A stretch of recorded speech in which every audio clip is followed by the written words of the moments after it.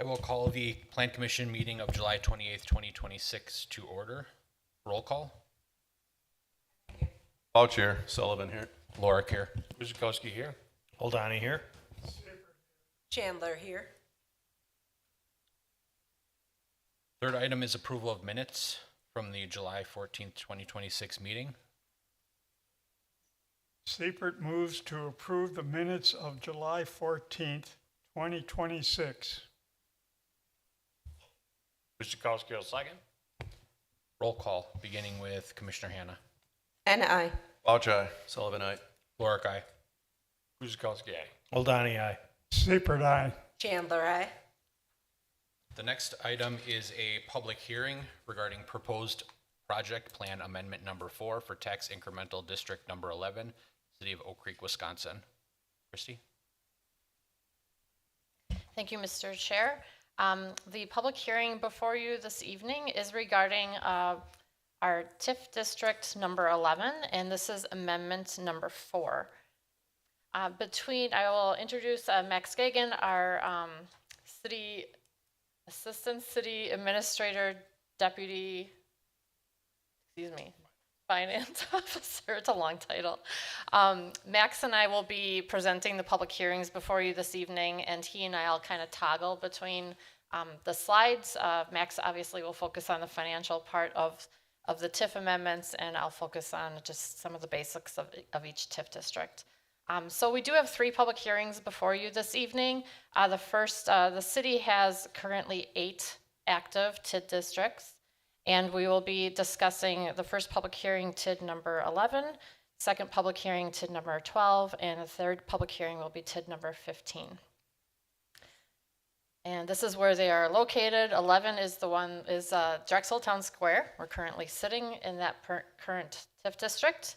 Number 12 is straddling I-94 corridor. It's along Drexel Avenue on the north side, the west side being Creekside Crossing, and then the east side of the freeway being what we consider the Highgate development.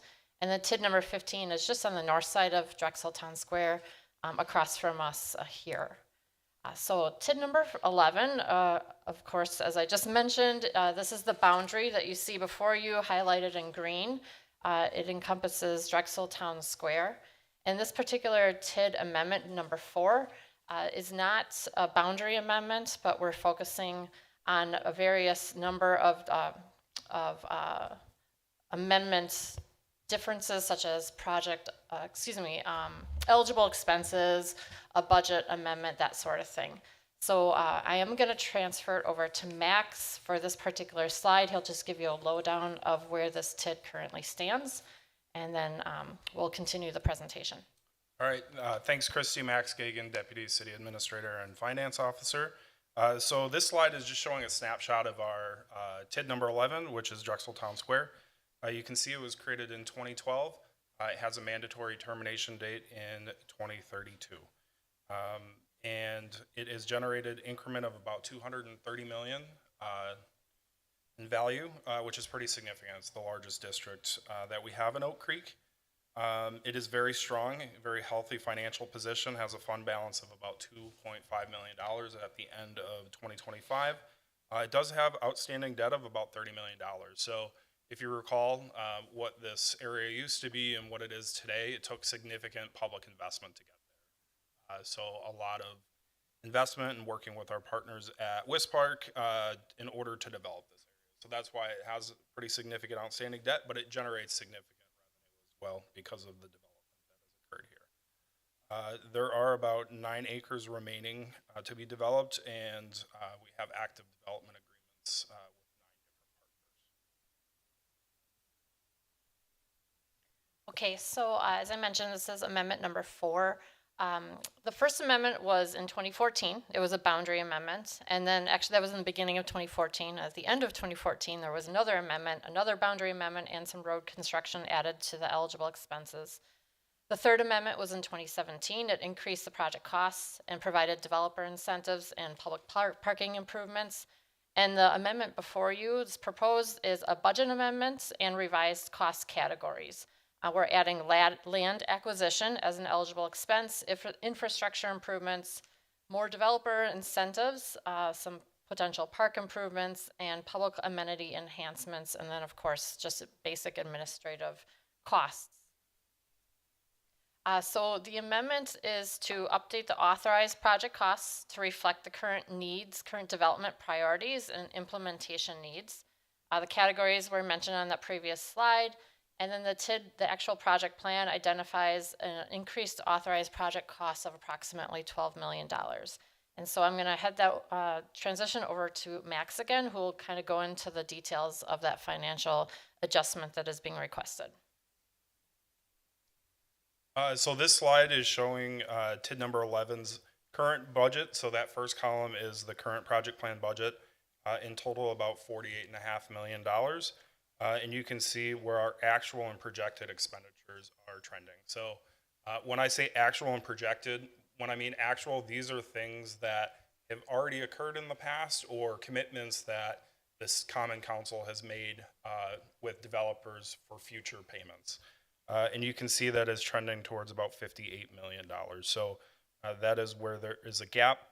You can see, looking at the fourth column, showing the proposed project plan budget, we're looking to make some adjustments to the infrastructure improvement category, developer incentive category, add money to the land acquisition category, the planning, administration, legal, professional costs, and then park improvements. Given that this TID district is pretty late in its life, the city cannot make any additional expenditures or authorize any additional expenditures past what is called the expenditure period. And that expenditure period lapses on April 7th of 2027, so in about 9 months. So what we foresee in this district is not much more additional activity as it relates to like new developer agreements or incentives. It's more so keeping it open to pay off the remaining debt obligations we had up front. However, we did add some money in for a land category. As I mentioned on our previous slide, there are some vacant parcels still here, and that would give the city flexibility to potentially acquire property within the district before that expenditure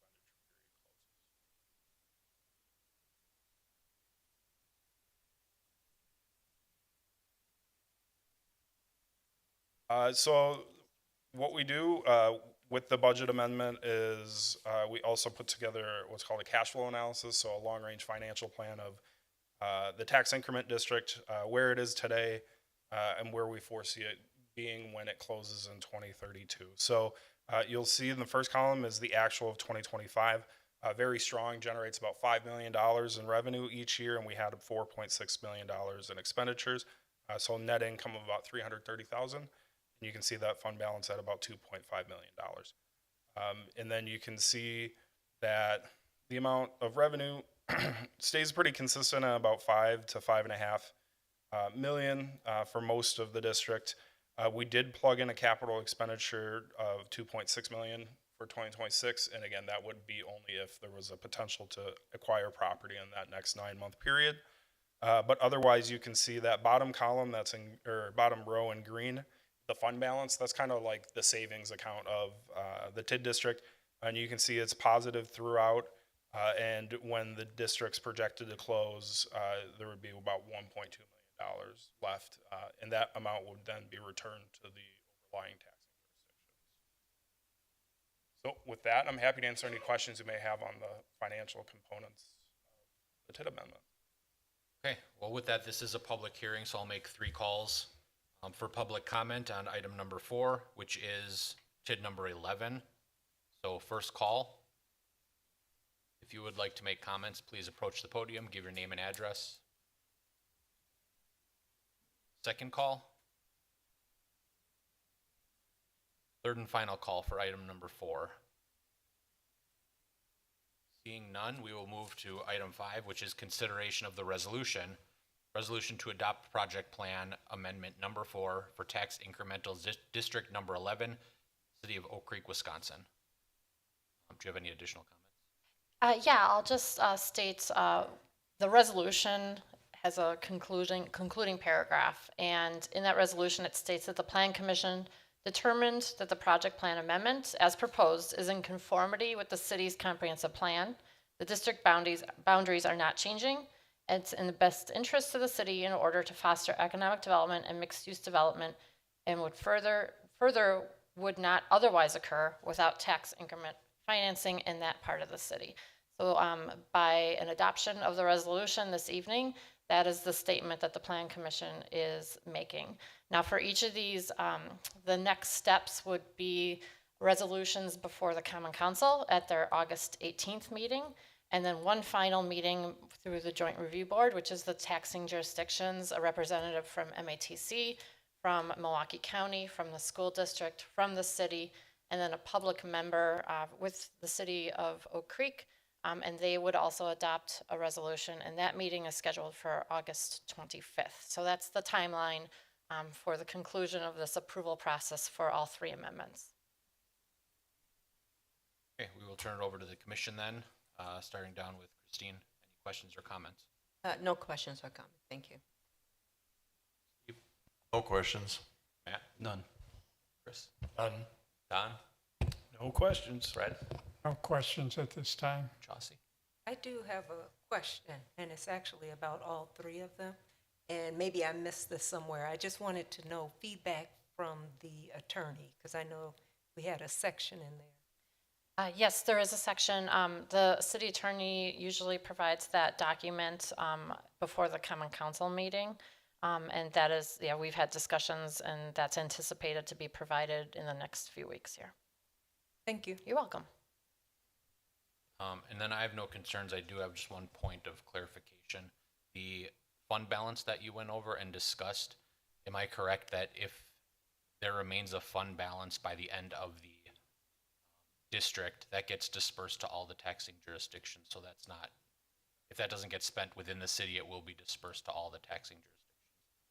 Yeah, that is correct. So any remaining funds, when a TID district closes, they get dispersed to the other taxing jurisdiction, and that's prorated based off their share of taxes. So, you know, I guess the way to think of a TID district, it's really all the taxing jurisdictions in the community coming together to invest in economic development in certain geographic areas. So, you know, by them making this investment, because they're foregoing taxes when this district's created, to spur the development, that they realize the increased tax revenue when the district closes. Thank you. Any other comments, questions? If not, we will look for a motion on number 5. Oldani moves that the Plan Commission adopt a resolution to adopt Project Plan Amendment Number 4 for Tax Incremental District Number 11, City of Oak Creek, Wisconsin. Seepert seconds. Roll call, beginning with Steve. Balch, aye. Sullivan, aye. Lorick, aye. Guzekowski, aye. Oldani, aye. Seepert, aye. Chandler, aye. And aye. Okay. Item number 6 is another public hearing. This one regarding proposed project plan amendment number 2 for tax incremental district number 12, City of Oak Creek, Wisconsin. Thank you, Mr. Chair. This public hearing before you is regarding TID number 12. This is just a little bit further west, straddling I-94 north of Drexel Avenue. It includes the Highgate development on the east side of the freeway and the Creekside Crossing and IKEA development on the west side of the freeway. So this slide is just providing a snapshot of TID number 12 and its current activity and financial position. So this district was created in 2016. It has a mandatory termination date in 2036, so we have about a 10-year runway. We're about halfway through this district. It's a mixed-use district, and there's about 25 acres remaining for development. The tax increment as of 2015 was about 170 million. So again, a pretty large district in the grand scheme of things, not as large as Drexel Town Square, but still a pretty significant district when you look at other TIDs around the state. It has a fund balance of about $1.1 million, about $11 million worth of debt, and it has 5 active development agreements.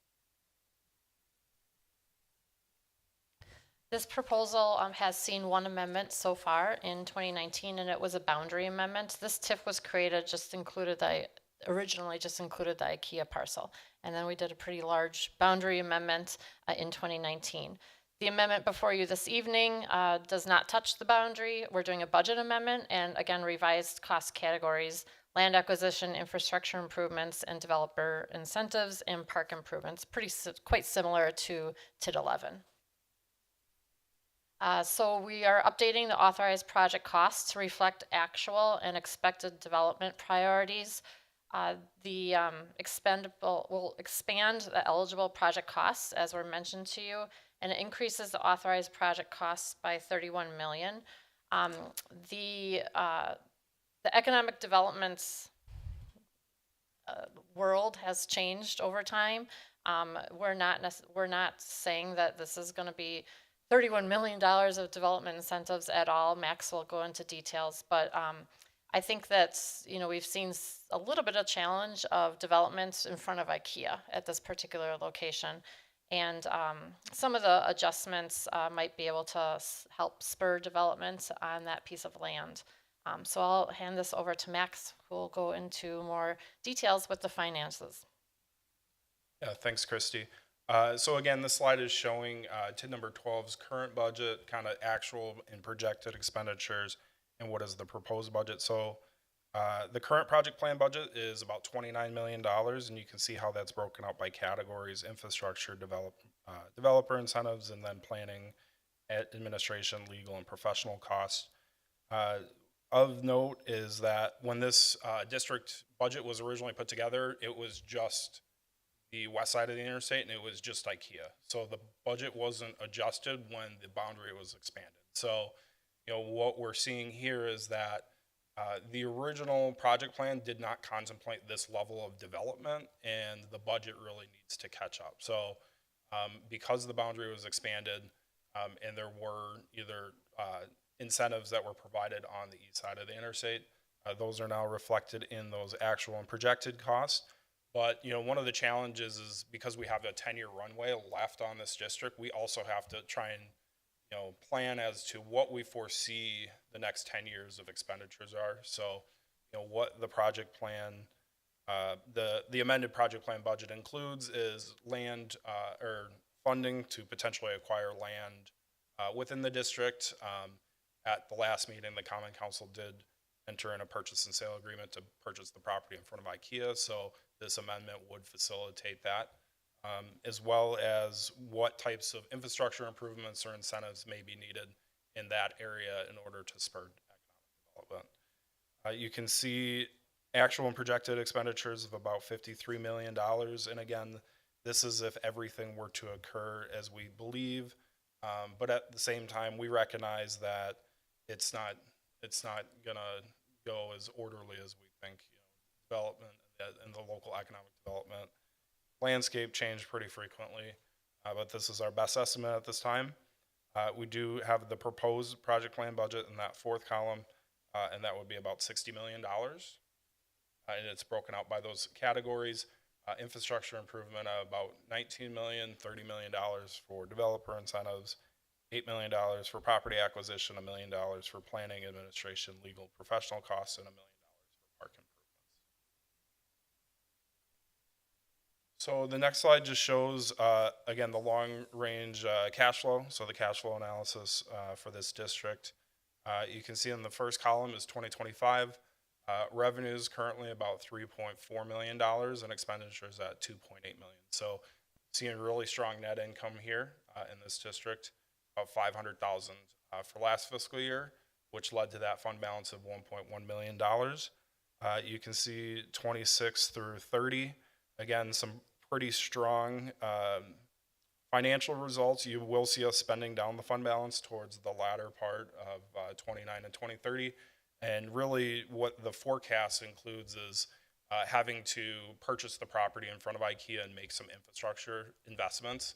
And the reason why you see some net loss in those years and you see the fund balance get drawn down is if you think about the life cycle of development, from conception to entitlement to construction to adding value, it takes years.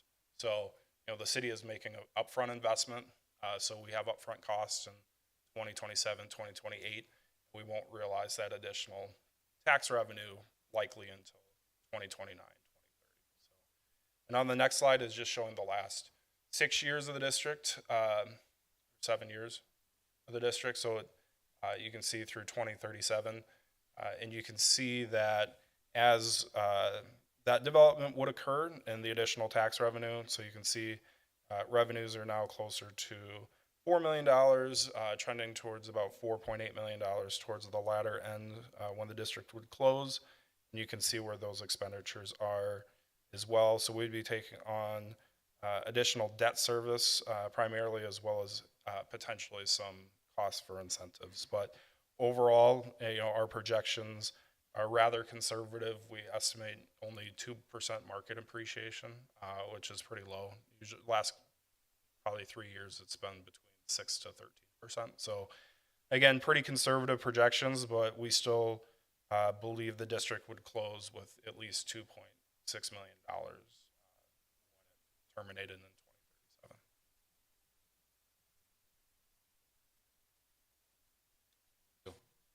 This is the second public hearing, so again, I'll make 3 calls for public comment. Item number 8, which is TID number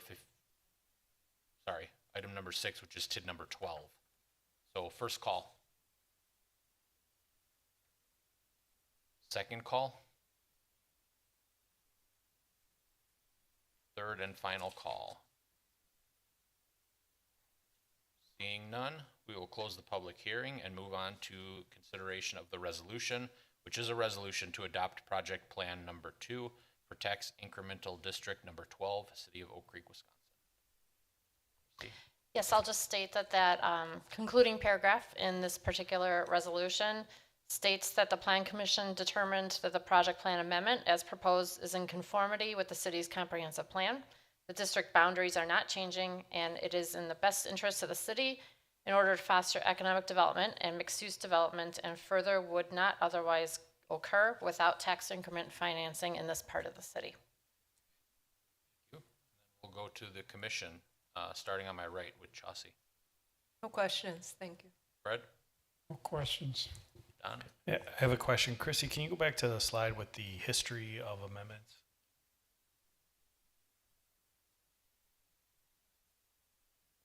Was the Amendment 2 at the same time as the Amendment 1? Were those in the same year?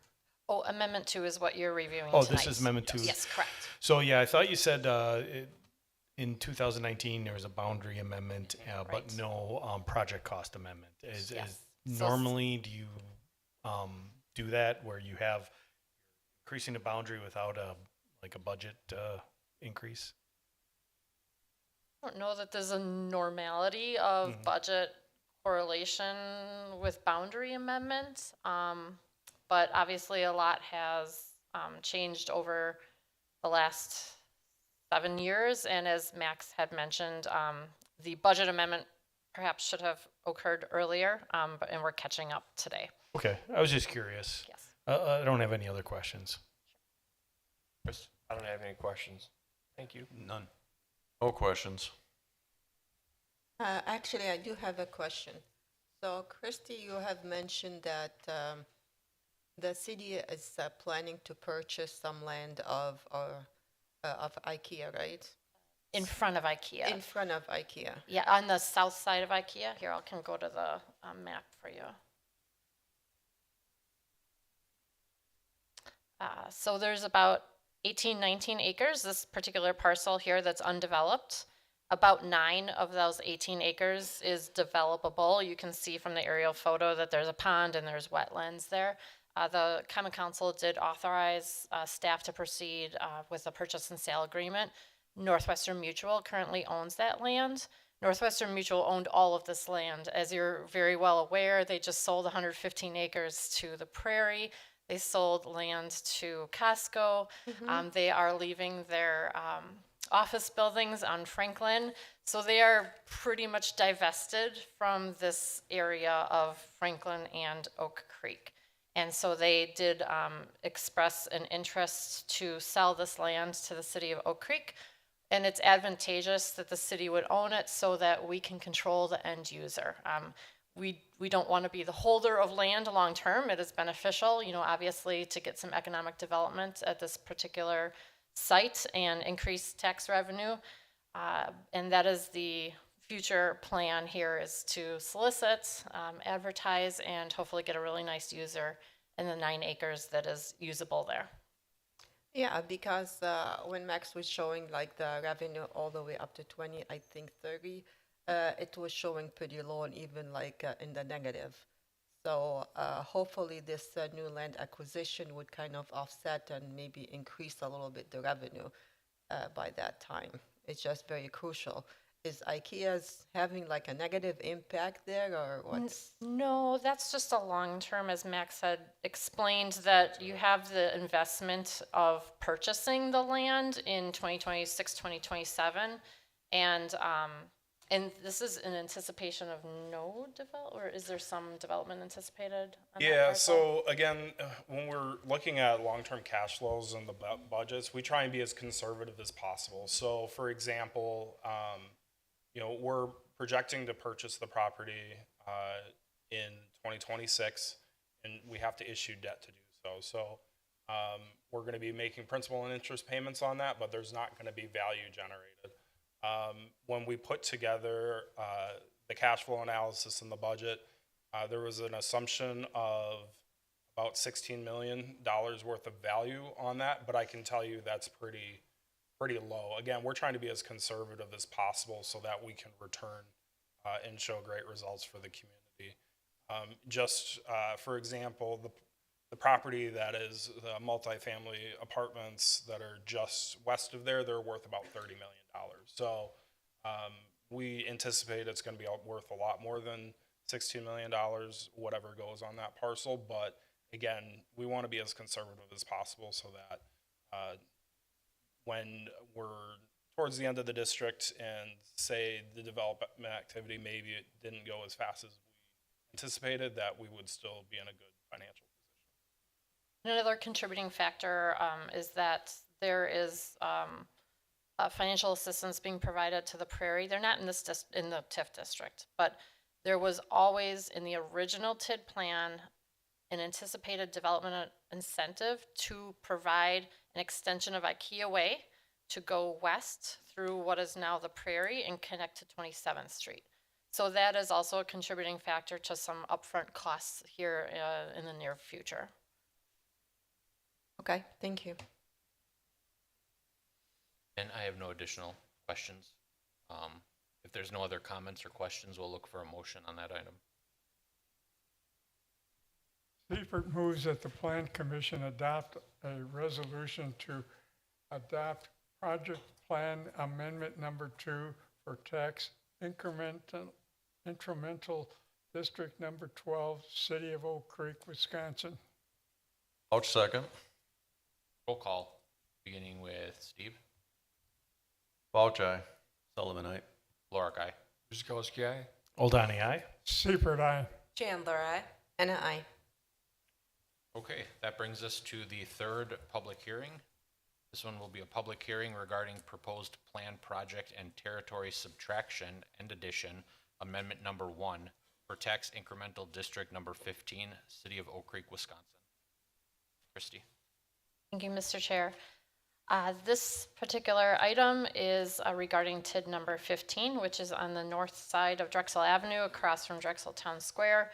It includes the Aldi development and then the multi-tenant commercial building, on, which includes Spectrum and Advent, along with contractor Roth, HVAC, the two parcels that you see here on the east end of that boundary. So state statutes regarding tax increment finance districts do have a limitation for every municipality that only 12% of your base can be contributed towards TIF districts.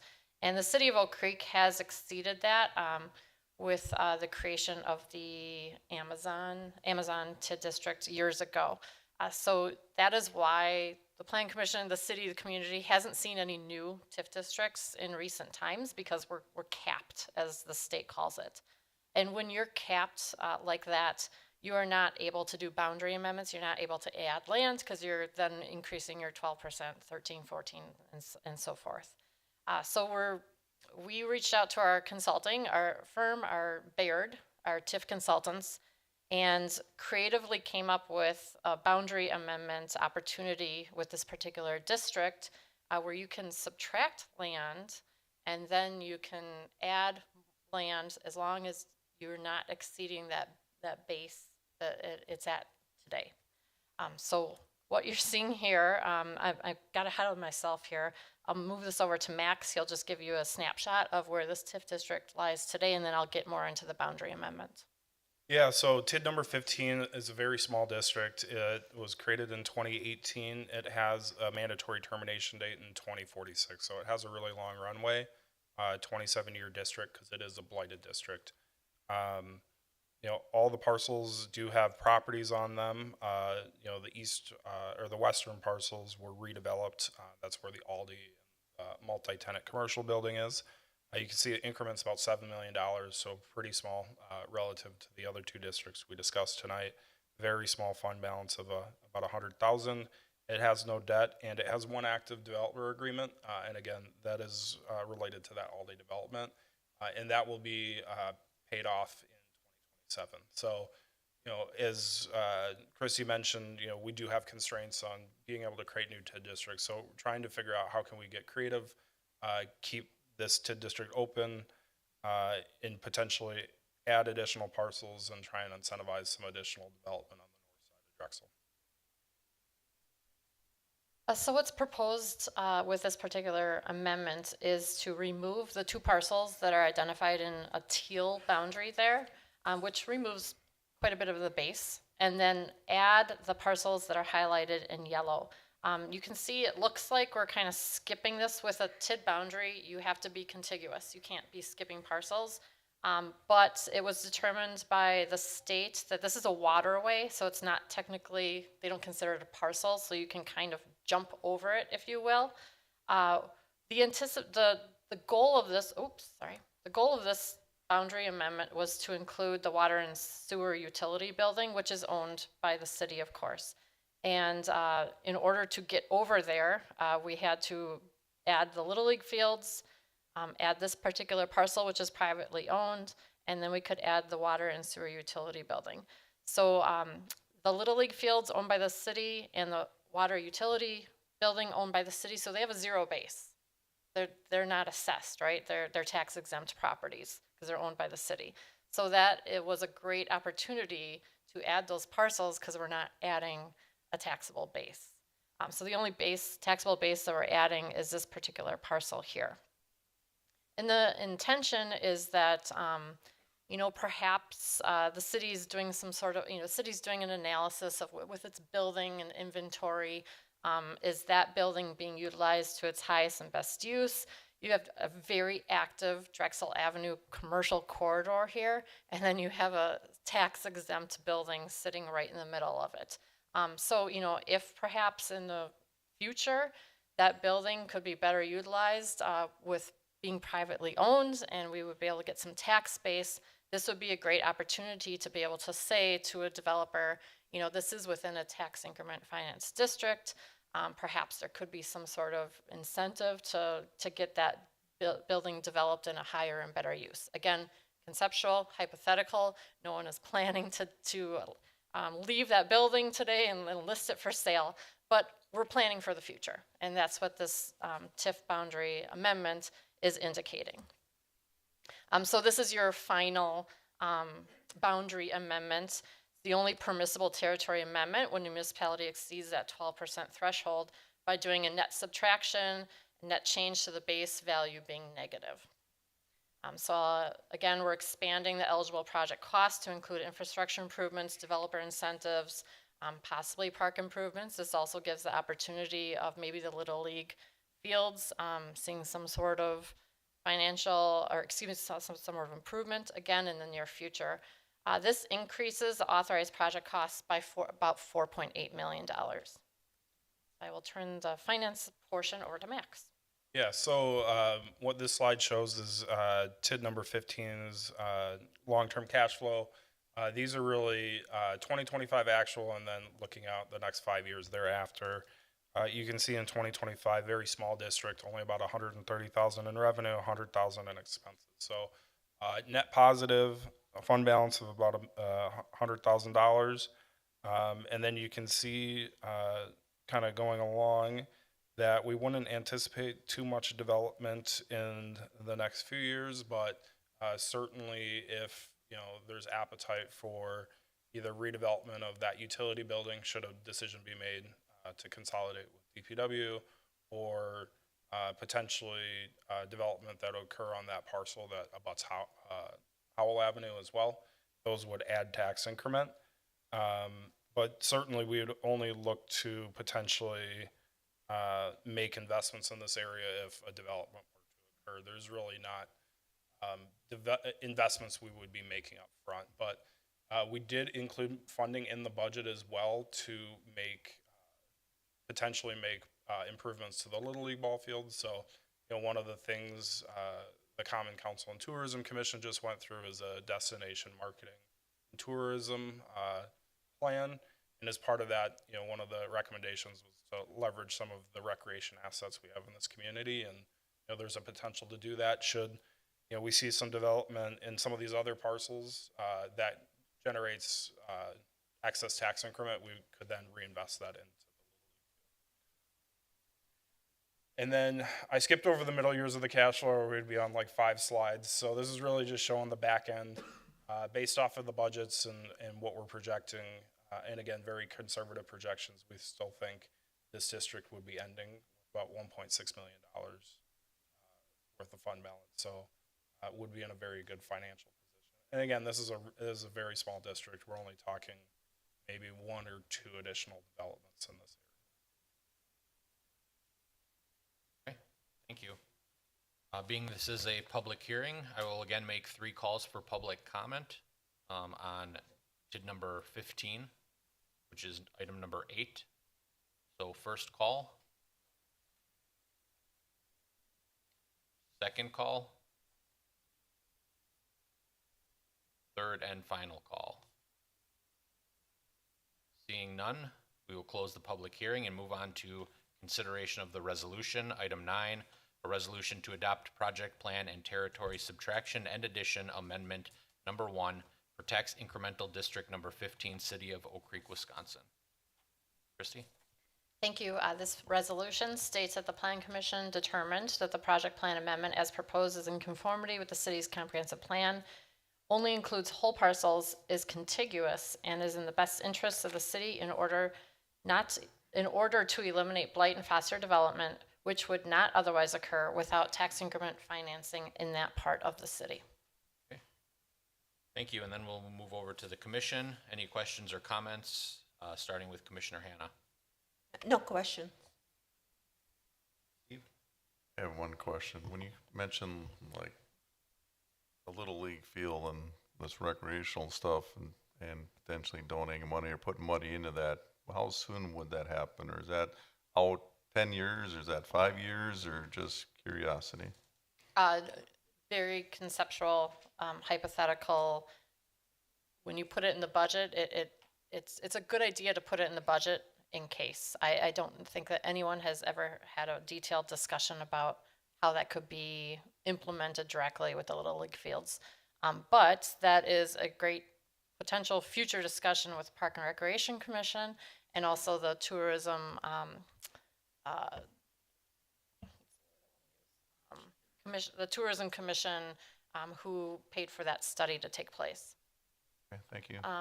Go ahead, and Max. I was just going to add to that, Steve. So, so you can see right here on the cash flow, we don't generate pretty significant increment right now. So, you can see it's about 100,000, and our net income each year is about 30,000. That's going to drop off in 2037. So that's where we would need to see other development occur within the district, most likely. That is excess increment that would then provide a large enough funding source to make a sizable investment in that area. So likely would need to see other private development in the district before we could consider that public investment, at least utilizing the tax increment district as the funding source. Okay, thank you for clarifying. No further questions.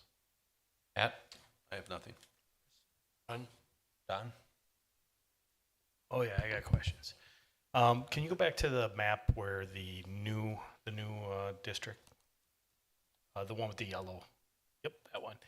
So just so I'm clear, The Little League fields and the water and sewer utility right now have a zero, both those have a zero tax base. So they cannot be utilized as far as developing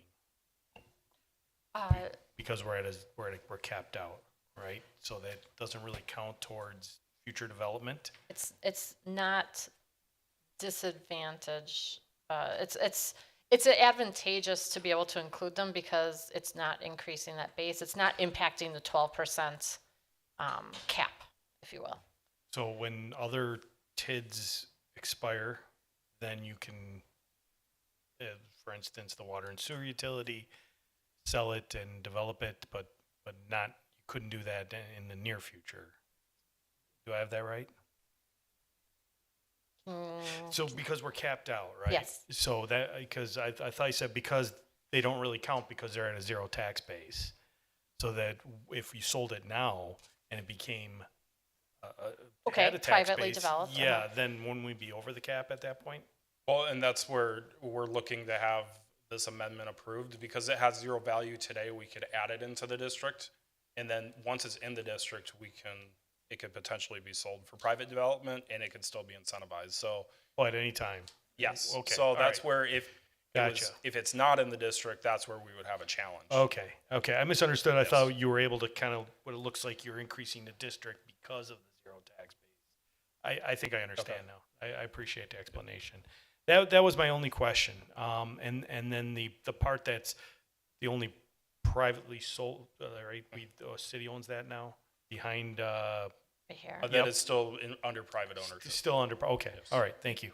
That's But their base, their value is less than these two combined. That's why we're able to, it's that net. Gotcha. Yes. Yeah, it's most of the back half of the parcel is assessed as agriculture, so pretty low value there. Okay, And, one of the things I think we failed to mention that is worth mentioning. So you can see the parcels that are in the purple, that's the Aldi parcel, that's what was already developed. And usually when you see a boundary amendment, it's because the development was successful, it's at its highest and best use, and you would take it out of the district. And we're choosing to leave that in to help with the cash flow and subtracting out those two parcels that are east of there. And the reason being is, we've had a number of development inquiries in the last 5 years or so. And just what the market is showing is the use for those buildings are things we would never incentivize. So a lot of quick service restaurants and things of that nature. So, we felt fairly comfortable taking those two parcels out, knowing that it was unlikely they would be incentivized. And then certainly this district does have a half mile boundary. So if something were to come up, there is a potential still to assist them. okay, thank you. Fred? When does this tax district end? Or, So its maximum life is 2046. 2046? That's kind of a long period of time. Yeah, it's a blighted TID, so you can do the 27 years. Not to say it will stay open that long, but it has the ability to. Okay, That it, Fred? that's it. Okay. Chelsea? No questions, thank you. Okay, and then my question, are you able to go to the map again? Yes, Sorry. I'm sorry, I jumped too. I think you partially answered it, Max, the half mile. What is the difference between amending this to include the water and sewer utility and just considering that within a half mile radius of the district? Is there, can you still incentivize development being that it's under half mile? Yes, you could still incentivize development. What the challenge is that, with a tax increment district, it's the geographic location. So when you see the properties get developed in there and you see the additional tax revenue, that goes back into the district. Okay. If this property was not included within the district, if someone were to develop it privately, we could potentially incentivize it, but you wouldn't see the additional tax revenue. So you wouldn't be collecting the additional tax revenue to help offset the incentive. And given how small this district is in its financial position, it would be really challenging to give a meaningful incentive that is purely based off of the increment being generated today by just the Aldi. Okay. And I think that answered my other question, which was removing those two, if we ever were to incentivize development on those two, we could. Yes. Using increment, but the It wouldn't district actually wouldn't benefit from generate that. taxes back Okay. into the Okay, thank you. Okay, any other questions, comments? If not, we will look for a motion on item number 9.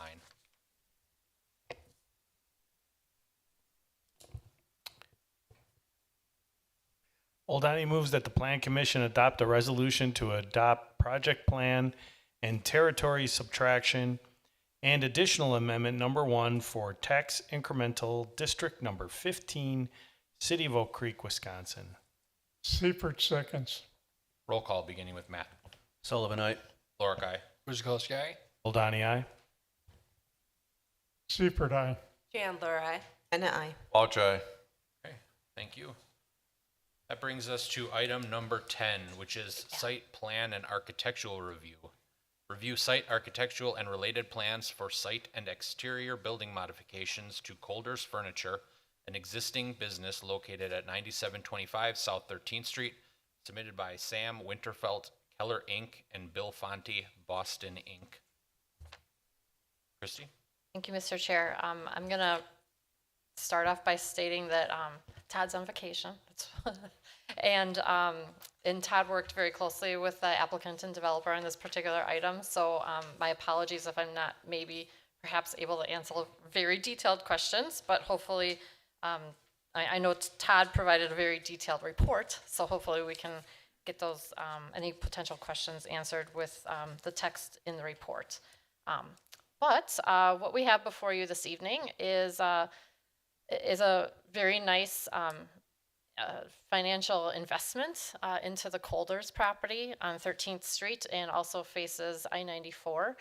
This property is zoned B4, General Business District, and what they're proposing are some site and exterior building modifications. They're adding the Ashley Home Store brand to the existing Colders. So you'll have Ashley Home Store product portion of the building and the Colders portion of the building. So this is the existing building. You know, it's at its peak many years ago, decades ago, and it's really nice to see investment in the property with a new facade that is proposed along the west elevation facing the freeway. So what they're doing is they're adding a new customer entrance for the Ashley Home Store, which includes storefronts, projecting wall elements, and a canopy to create a very prominent entrance. They have a raised parapet with horizontal and vertical articulation. They're adding 4 glass curtain wall windows and 1 glass curtain wall entrance to serve Ashley.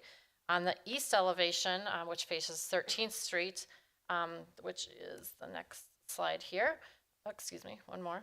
They're adding 8 aluminum storefront windows for the Colders portion of the building here.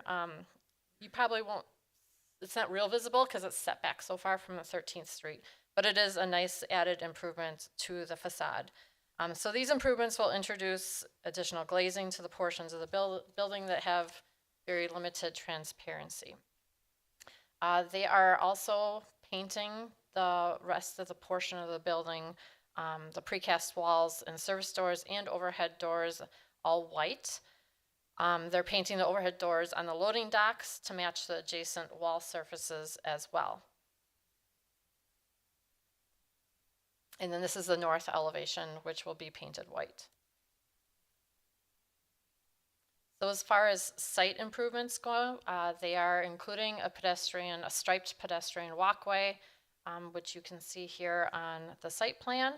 The striping has significantly faded. You pretty much can't see parking stalls when you're out there on the property.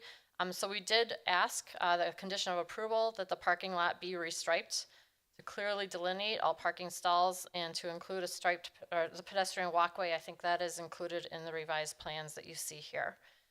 Regarding parking, they exceed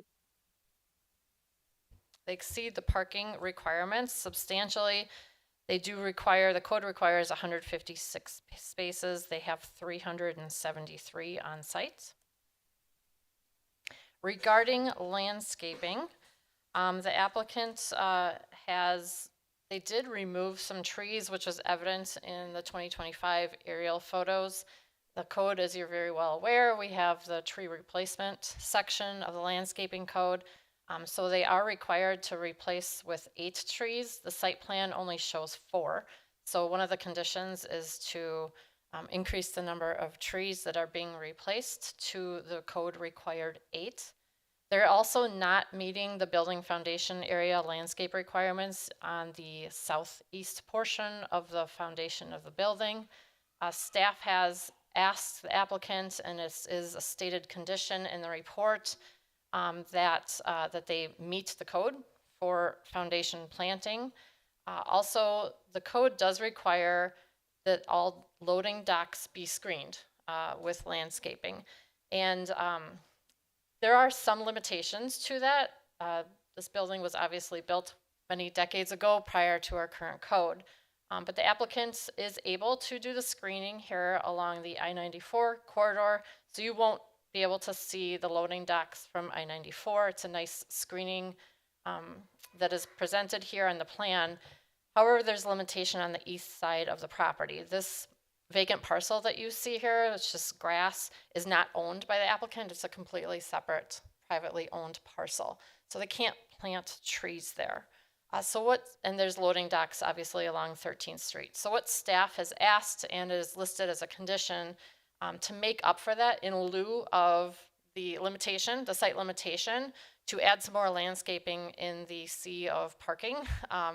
Again, there's a highly exceeding number of parking spaces in that parking lot than what our code requires. So we're asking the applicant to work and negotiate and do in lieu of not being able to meet that particular requirement to get some other landscaping on the site. Regarding lighting, they're not proposing new lighting necessarily where this one particular area. Our code requires that the maximum foot candles at the property line not exceed 0.5. So we are asking that they do some sort of shield to actually meet our code requirements. They are replacing wall-mounted fixtures, obviously with the new facade improvements. They're adding 6 architectural accent light fixtures. They all meet the code, but this one particular spot on the property, we're just asking them to install some sort of shield so that they actually meet the code requirement for foot candles. So there are quite a few conditions. I can read them or summarize them. It's a number of conditions that we don't normally see before the Plan Commission, but the applicant has stated that they wanted the conditions listed rather than to revise the plans. And so this is something that the Plan Commission has to consider this evening, and with the vote. The condition number 1, just that the parking lot be striped to clearly delineate the stalls. Condition number 2 includes the foundation planting stipulation, and also condition number 3 is the lighting that we had talked about. Condition number 4, that's an accidental repeat. Condition number 5 was the screening of the loading docks that we, in lieu of the landscaping on the east side, that they do some sort of landscaping on the site. And condition 6 is just that we receive all plans digitally. Since the publication of the report, I do think that it's important to add condition number 7, that the plans be revised to show a gray stripe along the northeast and south walls. So the building as it's designed today has that red stripe, that very distinctive red stripe, and it's proposed that you're going to have a very large expanse wall that's just plain white on the north, east, and south elevations. So simply asking that a gray stripe, it's not a financial, it's just a different color paint, that a gray stripe be added, similar size that the red stripe currently is, just for some architectural articulation on those particular facades. So with that concludes the presentation. I'm happy to answer Any questions? I do believe that there are representatives of the applicants and the property owner here this evening. Okay, thank you. Thank you. So before we turn it over to the commission, if the applicant has any comments that they would like to make, please approach the podium, give your name and address.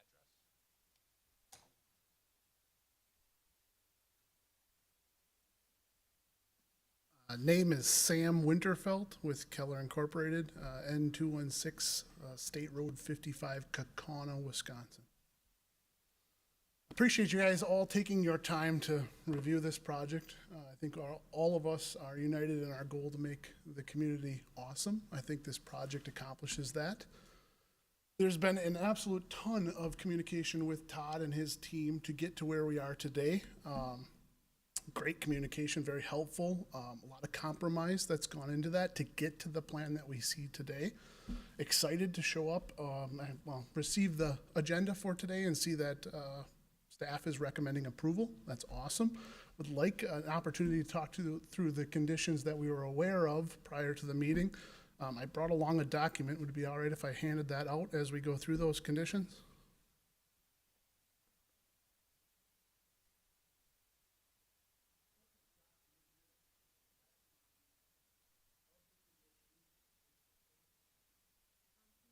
Sorry, we need to have.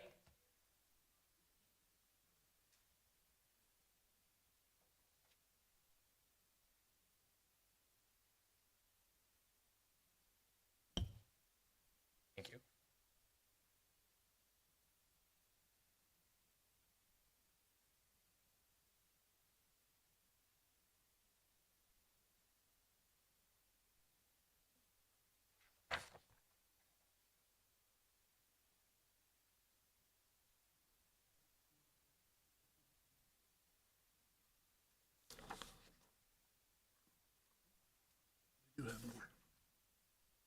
All right, the document that I passed out is just a red line of the conditions. Would be our request is that, certainly we are looking for approval tonight. The request is that some or all of these red lines are considered during that approval. I'm happy to go through those with you. I think it makes sense to go one by one and talk about them. Item 1, if you could pull up that site plan, and I have a board here.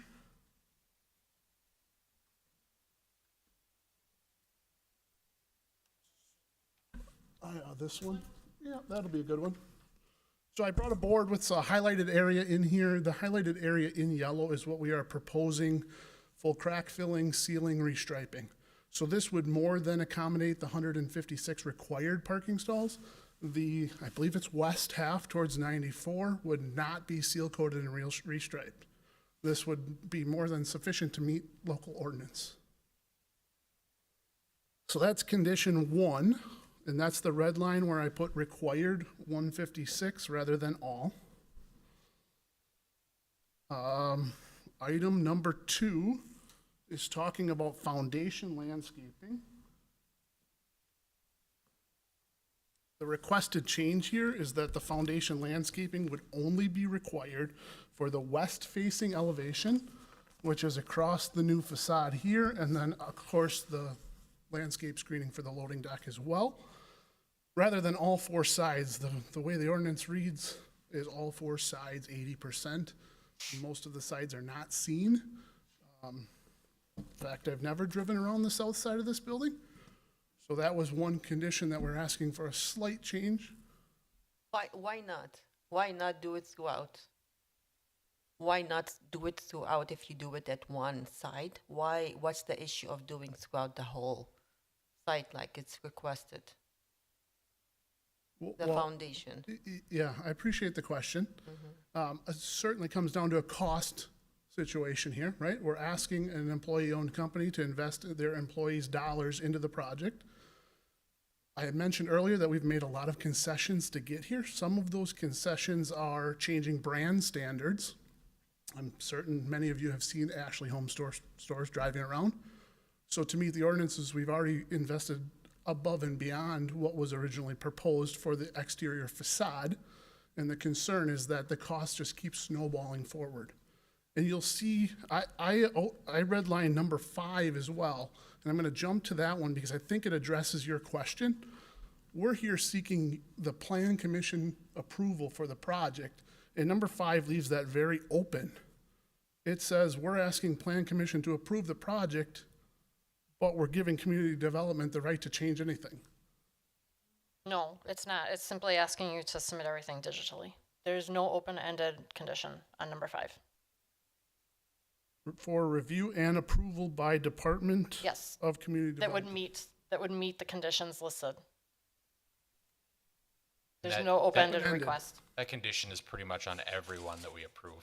That is a standard Okay. thing that we see on every I single ju- one. I that just comes looked by at it us. as I thought we were here today to get your approval for the project. and Hey, I I read got a the- question. I'm just going to jump in here. Yeah. Before we go too deep, so this is a suggested motion written by staff. Mm-hmm. You redlined their motion or suggested, did you go over any of this with Todd? He's not here to speak for himself. Unfortunately, I received this on Friday afternoon, and it was past that point where the communication was available. I reviewed this yesterday afternoon for the first time. I've been doing this, I've been in this seat since 2019. I have never, ever seen a applicant at the last second propose a red line motion by the staff. I mean, you can go through this all you want. Okay. I'm gonna have a really hard Understood. time, just on the fly, voting for or reading a motion redlined by the applicant. It's no longer a suggested motion at that point. You understand that? Yeah. And I appreciate that, because I certainly, this is not how I do business. I would have loved to have this done ahead of time. I didn't have the appropriate amount of time to do I was that. pretty psyched about this until you handed this out. I got to be honest. Me too. I couldn't believe what I was seeing. Honestly, I mean, you feel free to finish it. I'm just giving you a heads up. I think that the sentiment in the room is the same as what you've shared, so I don't know that there's a purpose in me following through with the other items on here. We were just asking for some leniency, because we've made a lot of concessions to get here. And again, it's been great working with Todd and Community Development. It just seemed like there was a lot that was being asked of us. I'm just trying to represent my Yeah, client. you can't jump over their heads though and try to make last minute changes with the plan commission, because we take their recommendations and their work very seriously, because they worked. I'm not sure what Todd's reaction would be if he were sitting here right now, but at least I do. I take all the work they put into it seriously, and to see a bunch of changes without consulting them is I don't I'll just stop there. But to the commission, the rest of the commission, I'd say we have a couple choices. One, we read the suggested motion as presented by the staff, or we push this off and you work with staff to, if you're not happy with the way it's being presented. That's my opinion. So everyone else has got a chance to chime in here too. Yeah, we Yeah. can, if the applicant has any other comments, otherwise we can go to commission and have everybody comment and question. Yeah, I do have the rest of my team here, so if you guys do have questions or concerns, Sure. project manager, Bill is the CEO of the company, and then Nathan is the architect. So if there's any questions regarding those, we're certainly here to help answer those. But we'll just turn it over to the commission, have questions, concerns brought up. We'll start over here with Commissioner Hanna. Okay, so you mentioned that the cost is a main impact and main concern here versus how much you have invested in this project. So in my business, we do something called benefit over cost. So maybe the community has, like we have our codes and requirements. So I don't know if you have discussed with Todd or the staff, you can outline the benefit of your business versus the cost, and you can represent this to them. That's an idea I can share with you and go back to staff and discuss with them. However, as presented, as other plan commissioner has mentioned, I cannot accept this as shown right now. Thank you. Steve?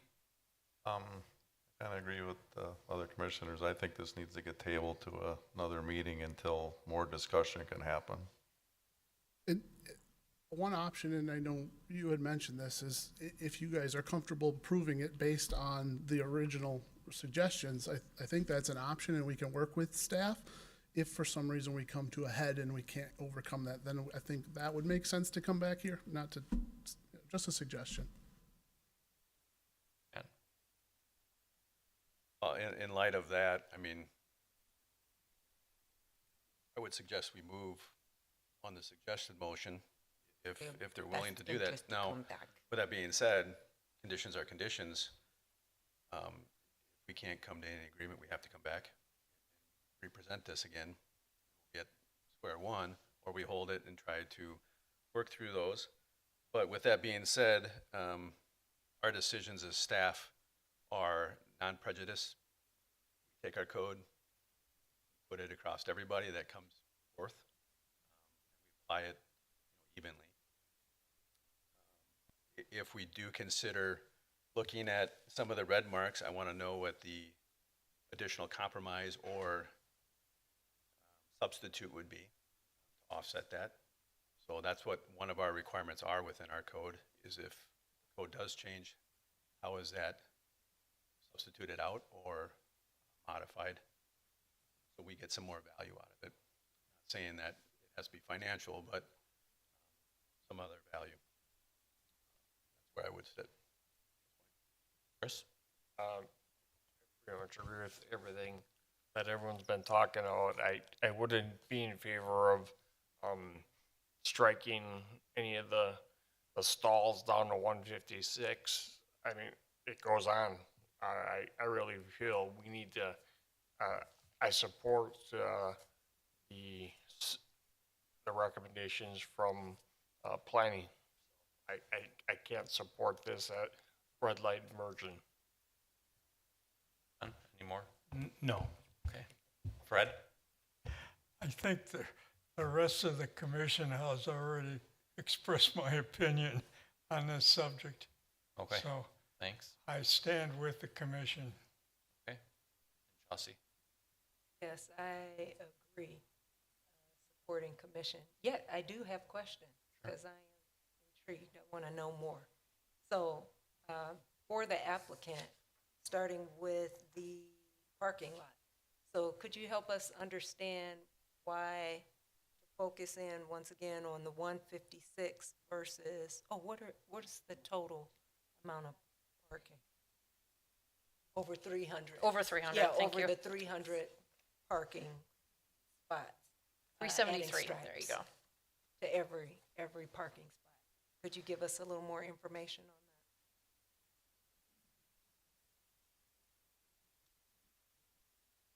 The reason for that was that parking space towards I-94, and you can certainly attest to this, isn't used currently. I believe it's leased to a motorcycle, or was until you terminated it. We allow them to use it for free. That's what it is. Allowed them to use the parking lot for motorcycle training. Yes. So that was the reason why. Annual event Yep. that's held at Golders by Harley.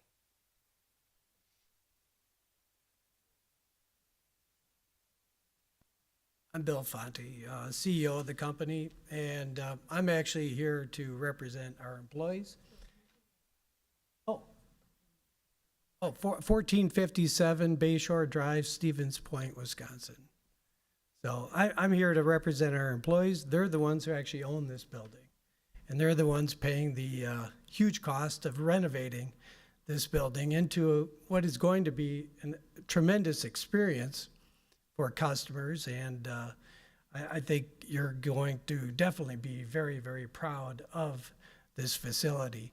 So we are bringing the Ashley Home Store brand, which is a licensee. We're not corporate. We're not IKEA. We're not Amazon, and we're not asking for money. We're just asking for some leniency here and help, because that's what we do. We're a family-operated business, and I'm just here to, I've been doing this for 45 years, and, started back in Madison with my dad. And so we've been, we're the last one standing, really, when you think about it, the last furniture and appliance retailer. And we bought out Colders last year in September, again, a dying legacy company. And we're rejuvenating that brand, as well as bringing Ashley with Colders into this facility. So we're really, really proud of it. And I'm here to do what we have to do. We need to get the project moving because cost overruns are already there. And as I talked to the electrician, it's almost daily that he has price increases, daily. And I think you probably know about these things with the tariffs and everything else going on and the high gas prices. This is a critical time for our employees to try to save money. When it comes to lighting, I don't know what you can do, but safety is really, really important to women. And 96% of the customer base for furniture is women. So if it's a dark parking lot, they get nervous, real nervous. So whatever we can do to help them to feel safer driving into the parking lot, I mean, we're willing to do what we can, and we're willing to do what we need to do. We were just looking for some leniency on the landscaping, especially on the one side of the building, which I've never seen myself, because there's trees along that building on the right-hand side. If you're looking from the highway, I don't know what elevation that is, but on the lower right, I don't know who would ever go there to see a bush. But, you know, again, obviously you can see that we're trying to present a beautiful, beautiful structure here from what is not so nice right now. I think we can all agree it's not the nicest looking retail store, but this is just on the exterior. When you walk in, you'll be amazed because we're gutting the whole entire facility. So it's going to be all new. It's going to be beautiful. And of course, I know I'm going to have to, or our employees will have to pay more in taxes because of the $4.3 million we're putting into this facility. So again, I'm just asking for some help. If we, I don't know what we can do in forgetting about the red lines, but if we can get an approval tonight, I would appreciate it. Our employees would appreciate it because we would love to get this project underway so that our customers could appreciate it as well. Christy, I have a question for you. Have we ever provided conditional approval based on future adherence to the codes? Meaning, like, if they have some challenges with some costs, maybe in a year or two, they can adhere to those codes once they have the finances available? I am not aware of any previous condition of you know, I know that my tenure is not long here, but we as staff have seen a lot of previous approvals and read them just to become familiar with other projects, and I've never come across something like that. Okay, thank you. I do have several other questions. So in regards to the lighting, I have a question, Christy. So to my understanding, it's not taking lighting away, correct? Correct. We do believe that the code compliance can be achieved with some sort of shield on that existing light, which it simply is blocking light from splaying past the property line. That's all we're asking. The numbers show that it would exceed over the property line, and it's at the entry by not much. It's 0.8 if I'm reading it correctly, and we're asking for 0.5. So probably a small type of shield should be able to achieve that. So I want to make sure I'm understanding. So it's not changing all the lights. It is a light? I think it's one light pole. Okay, okay. So I mean, I'm fine with that. I have no issue with that, just as long as it's enough lighting for women to feel safe. and then, And of course, our employees. and then my other question is in regards to the landscaping requirements. So help me understand, you're okay with the foundational landscaping everywhere except for one side? Or? Again, I'm here just to ask for some help on this. Of course, as a kid, I worked a golf course for 6 years, so I love trees. I planted 2,000 trees in 1 year. So I love trees, I love grass, and but it does need to be maintained too, which comes at an expense. So there's quite a bit of grass there currently, which takes quite a while for Chris to mow it. But I mean, if we have to plant some bushes, I guess we have to plant some bushes. I mean, whether it's grass or bushes, I'm not really sure the difference, but definitely on that right-hand side, like I said, I've never been over there. I mean, there's no reason for anyone to go there. And to plant bushes, just for the sake of planting bushes, I don't know what good that would be. So Christy, I have a question. So, and maybe this is separate. My interpretation was because of the boundary challenges, that to have landscaping added to the parking lot? Or is this separate? So the report states that the condition of approval requiring the applicant to revise landscape plan to provide building foundation landscaping in accordance with the municipal code prior to issuance of permits. I guess on the fly, I do understand what they're stating with the east property line. Foundation planning could be questionable there, given the layout of the building. It probably would be more beneficial to anyone visiting the sites to, in lieu of that, perhaps get a little extra landscaping in the parking lot. But again, I'm speaking on the fly. I don't know off the top of my head if these particular, let's see, if you can see me pointing to these landscaping beds here, for example, if they're full of landscaping or not. Yeah, there's trees in every one of those. There's trees in there? Okay. And So, they're fully grown, so I mean, they've got to be 30 foot tall. okay, all right. The Plan Commission does have the authority with a 3/4 vote to reduce the landscaping requirements. But as it's stated in the code, staff was asking for that foundation planning on the east side. But I do understand where they're coming from as well, that no one will really see it. And then another question about the trees. Christy, I want to make sure I'm understanding this.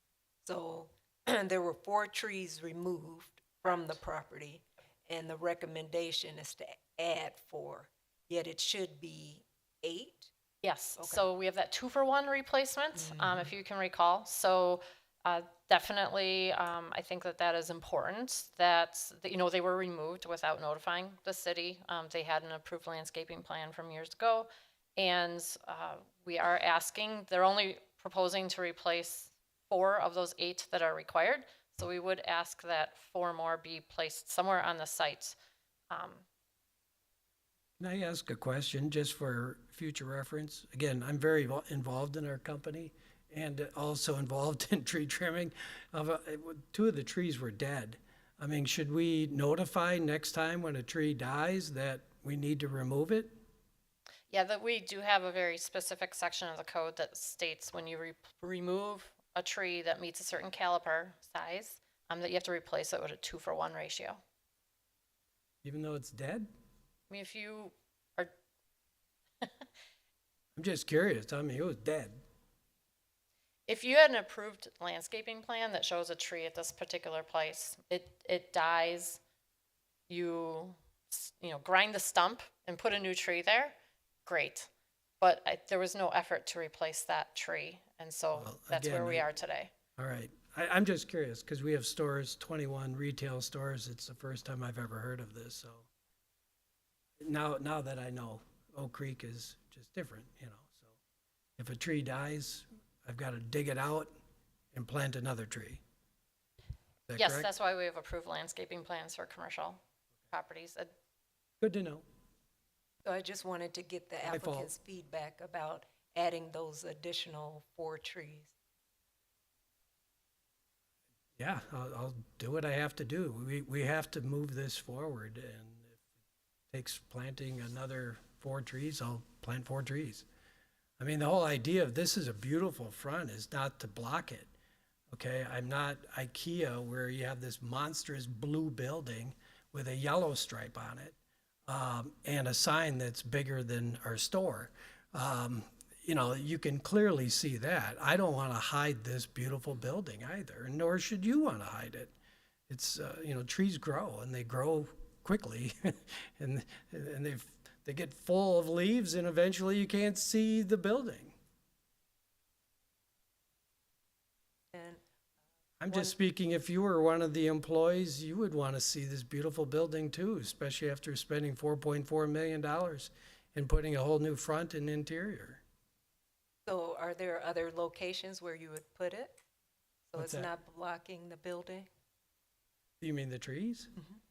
Yeah, I can, well, again, the highway visibility, I think there's 120,000 cars a day that go by. And of course, that's why, that's the attraction to, you know, having this facility, just like a Kia, no different. You want a highway exposure.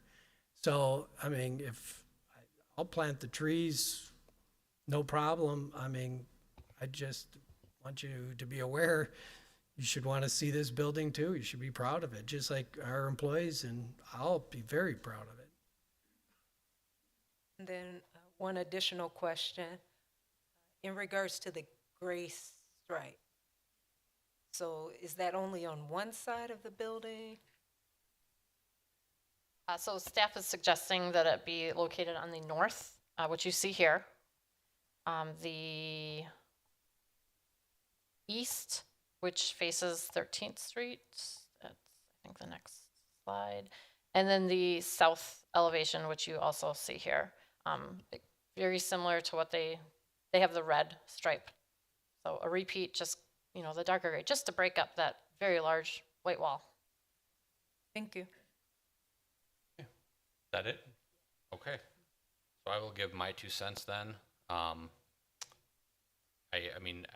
We rely heavily on staff and their recommendations.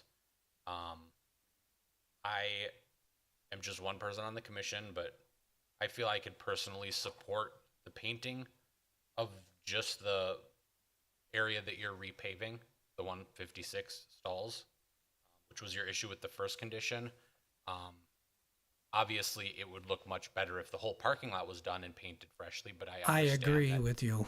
I understand there's And costs. to be honest with you, after you, I mean, that parking lot's in trouble, Sure. okay? It's not very nice. And we have to put, I don't know, probably $150,000 just in the parking lot alone. When it's all said and done, I think I'm going to agree with you. Sure.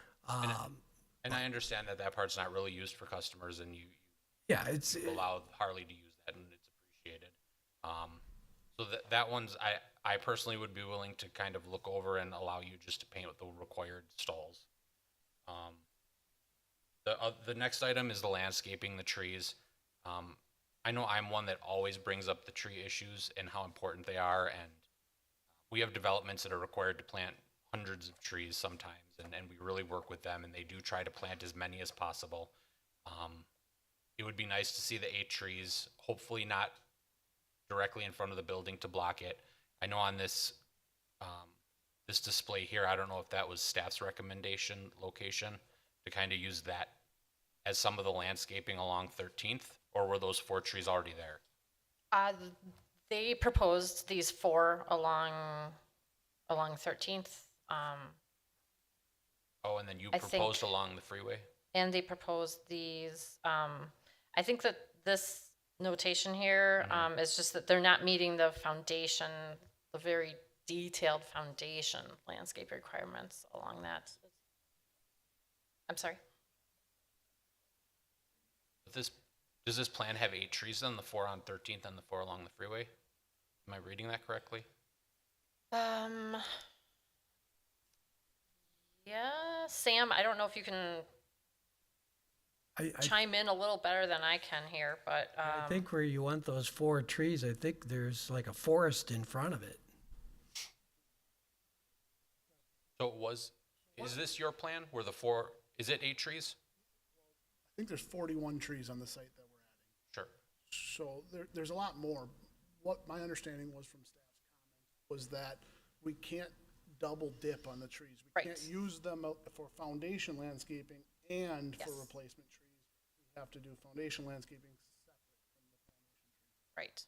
So my understanding is the 4 that are on 13th Street don't count because they're considering those for foundation. Yes, you're right, Sam. Yep, thank you Okay. for the clarification. Okay. And So we're asking, the condition is 4 more somewhere else on this site. Okay. Yes. We can do that. okay. I think we have 12 acres there. And I know there was another development recently, they're putting them in a corner somewhere, but we pride ourselves that Oak Creek is a tree city. I bring it up every meeting about the trees being cut down. So I'm definitely supportive of staff's recommendation to get as many trees as possible without obviously blocking the building is beautiful. I'm glad that this is being done without blocking any of that, still trying to accomplish that. That would be great. This next item, the lighting, I think she already addressed that. It is just the one lamppost where light is straying off the property line. If brightness is a concern, I'm sure that pole could even be brightened, but a shield added, and you would still get the 0.5. I believe this property is line. when you drive into the entranceway. So I'm that fine, shouldn't I'm be an fine issue if with it's just that. one. Yeah. Is there street lights out there? Yeah. So, Is there? Okay. so that shouldn't be an issue. That's No. condition 5 that was striked. I think we already went over that. I haven't been on this commission as long as some other people, but I think almost every development that comes through that condition is in there because they need the most up-to-date plans in digital format in order to proceed. So that's not giving them any leeway to kind of pick and choose what the commission approves. That's just something that's always in there. And then the other one that was the stripe. Also, I mean, I agree with the stripe being on there.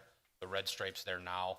I think it just breaks up a huge white wall because 13th is very, very well traveled. The entranceway obviously is traveled. The only thing that, if there was any leeway, I could see the southern facing wall where you have concerns with the landscaping as well. I mean, I agree that people don't really come in and out that way, but it's probably seen when you're traveling northbound on 13th Street. So I'm not sure you I can. don't know the area I think there's all those that trees. well, Yeah, how many trees and what's blocking. yeah, there's like a couple acres in front of that where I believe is full of trees. So it sounds like for the most part, a lot of these conditions can be met or you have no problem meeting. The one about the parking, again, I'm one person on the commission. I personally don't have an issue that you just stripe the portion that you're repaving. But again, that's up to the vote of the commission. Can I also ask a question on that gray stripe?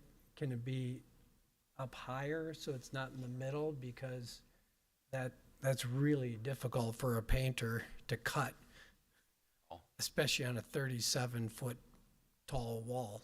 Sure. So yeah, and then, again, so based off the It actually conditions. is a good suggestion because it'll make the building look a little shorter, I think. So I think based off the conditions, it sounds like most can be met if working with staff a little bit more. But again, I will leave to whoever makes the motion. If there's no other comments or questions from the commission, we will look for a motion and whoever makes the motion will motion as they feel appropriate.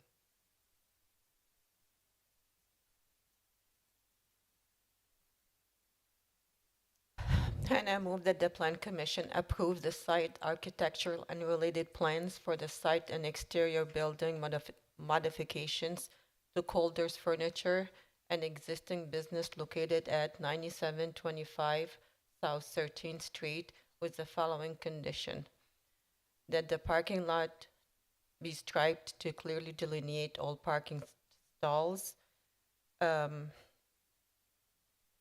I'm not sure we're gonna doing all the parking stalls though.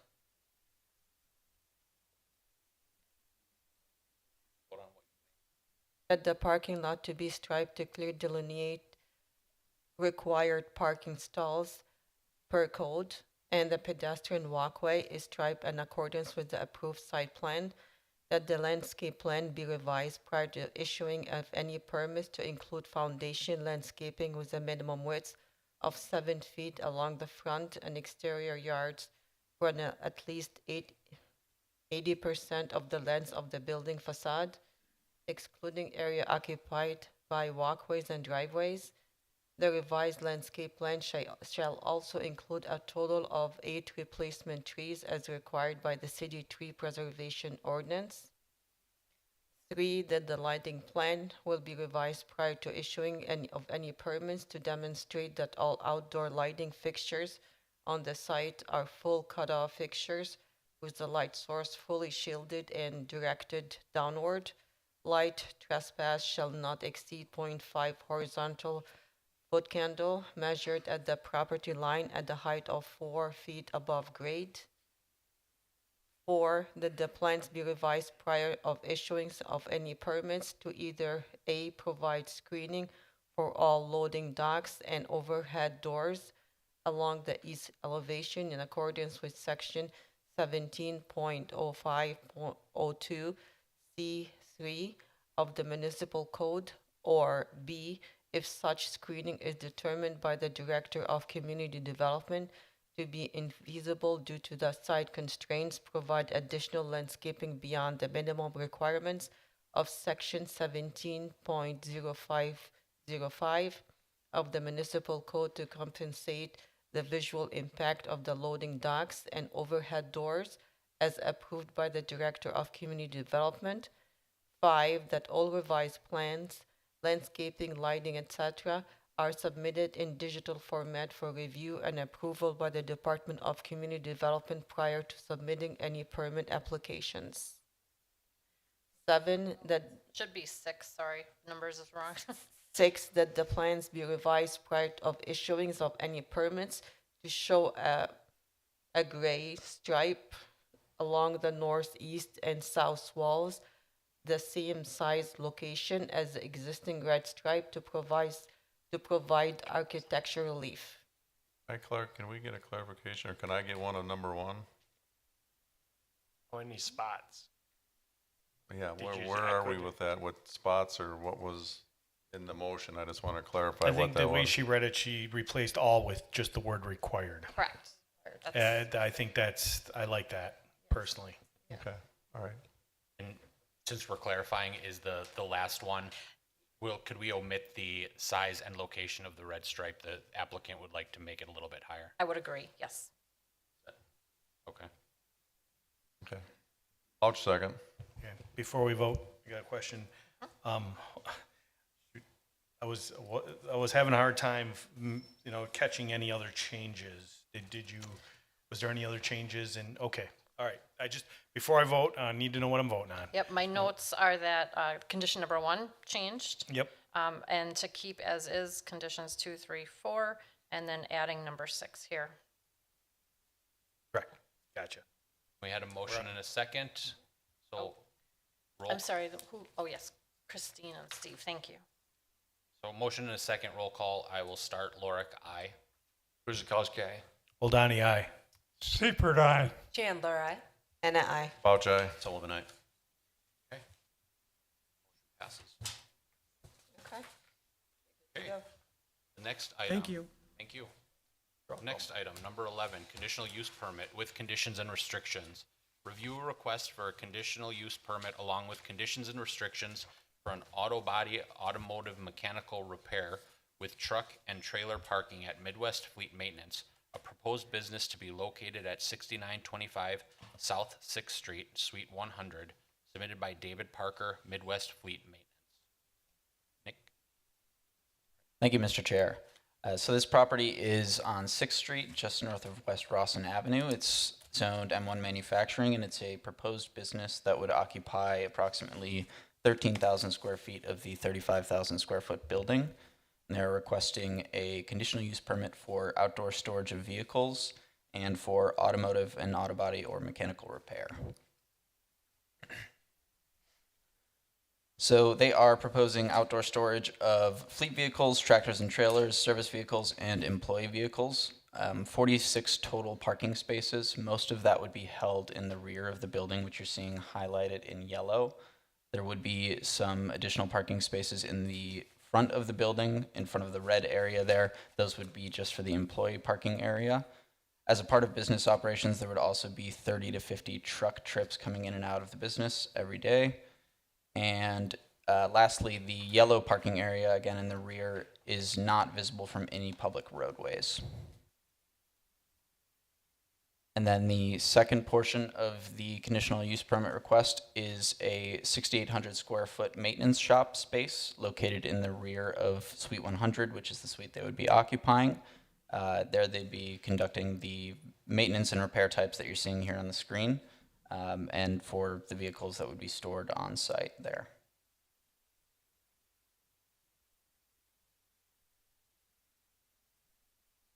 Here are some of the relevant conditions and restrictions that would be attached to the conditional use permit. 2A is just noting that the parking would be restricted to the designated area from the site plan that you saw on the other slide there.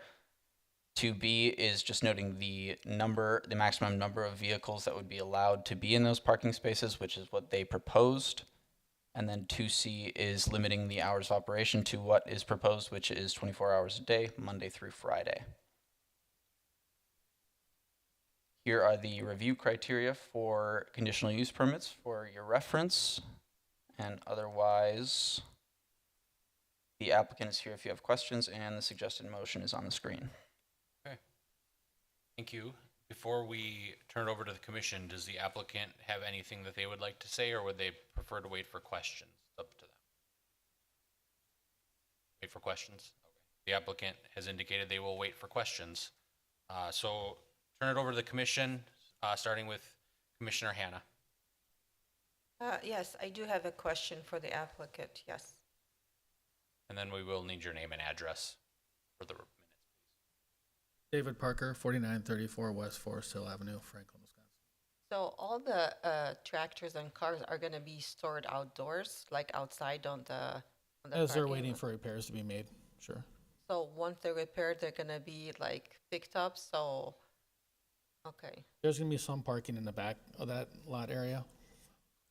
So are going to be But the rest- visible from the road? Are there any be shielding or anything like that? No, they're not visible from the road at all. Oh, okay. All right. That's all I need. Thank you. Okay. Steve? Remember that lot? Has that lot ever been paved, or is that still sitting on stone? Yeah, that's pretty much stone.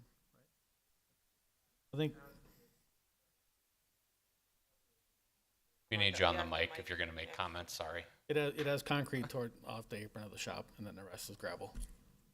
Yeah, it's largely gravel, and if you reference the report, there's a paragraph in there about the environmental aspect of that. This came up, plan commissioners may remember, Safeway applied about a year ago for essentially the same conditional use permit, and that portion of that is pretty much the same as is from a year ago. No further questions. Matt? I have none. Chris? I have none. Don? No questions. Fred? Excuse me, no questions. Chauncey? I do have a question. So for that paved area, are there any planned changes or improvements for the area that's covered with the crushed recycled asphalt? Okay, thank you. And I have no additional questions or concerns.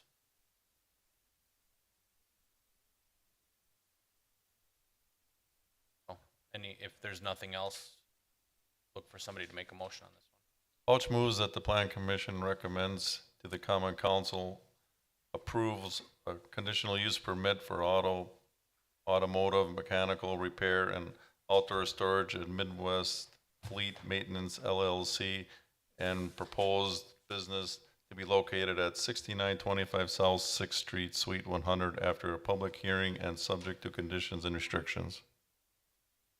Oldani seconds. Roll calls, beginning with Chris. Guzekowski, aye. Oldani, aye. Seifert, aye. Chandler, aye. Hannah, aye. Bouch, aye. Sullivan, aye. Lorick, aye. Okay, thank you. That brings us to item number 12. Certified survey map. Review a certified survey map reconfiguring the properties located at 7502 and 7512 South Howell Avenue, submitted by Balher Dulay, Sikh Temple of Wisconsin. Nick? Thank you, Mr. Chair. So this property is located along Howell Avenue, just north of Drexel Avenue. It's currently zoned I-1 institutional, and it's the home of the Sikh Temple of Wisconsin, as you said. They're requesting a certified survey map adjusting the shared lot lines between the outlot and the front lot here.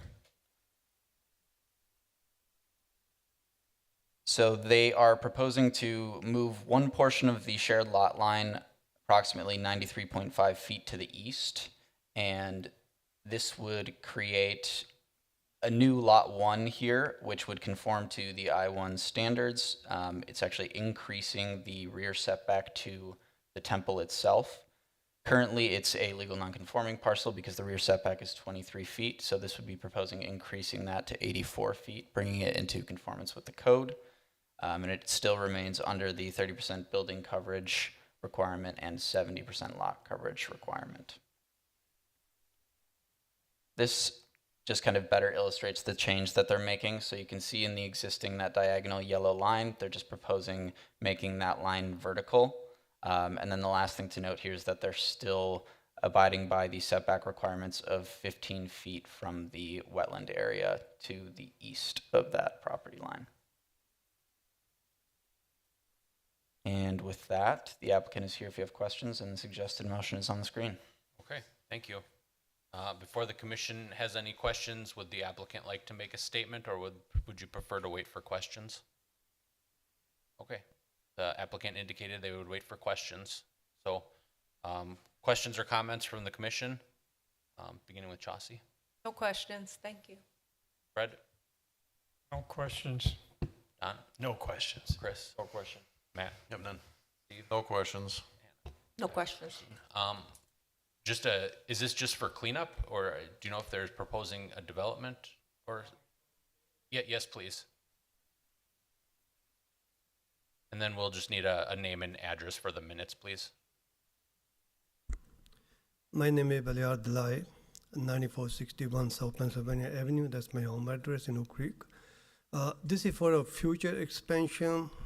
Right now, the way it sits, we won't have that required 50 feet setback going to the east. By creating the new lot line, we will have that, so we don't encroach on the next lot.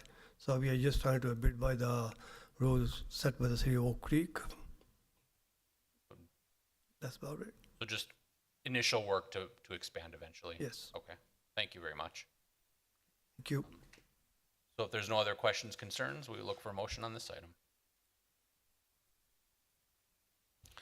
Oldani moves that the Plan Commission recommends to the Common Council that the certified survey map reconfiguring the properties at 7502 and 7512 South Howell Avenue be approved with the following condition: that all technical corrections, including but not limited to spelling errors, minor coordinate geometry corrections, and corrections required for compliance with the municipal code and Wisconsin statutes, are made prior to recording.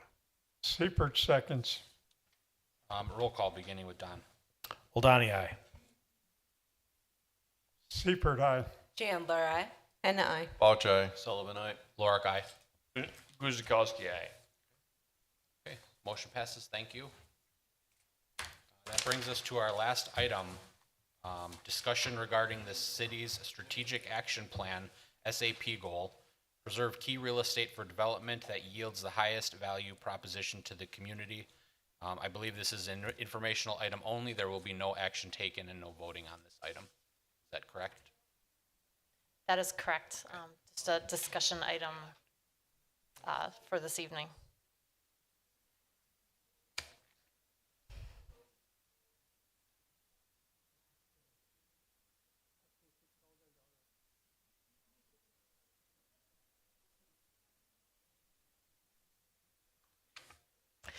Thank you, Mr. Chair. So we're kind of treating this as an exercise.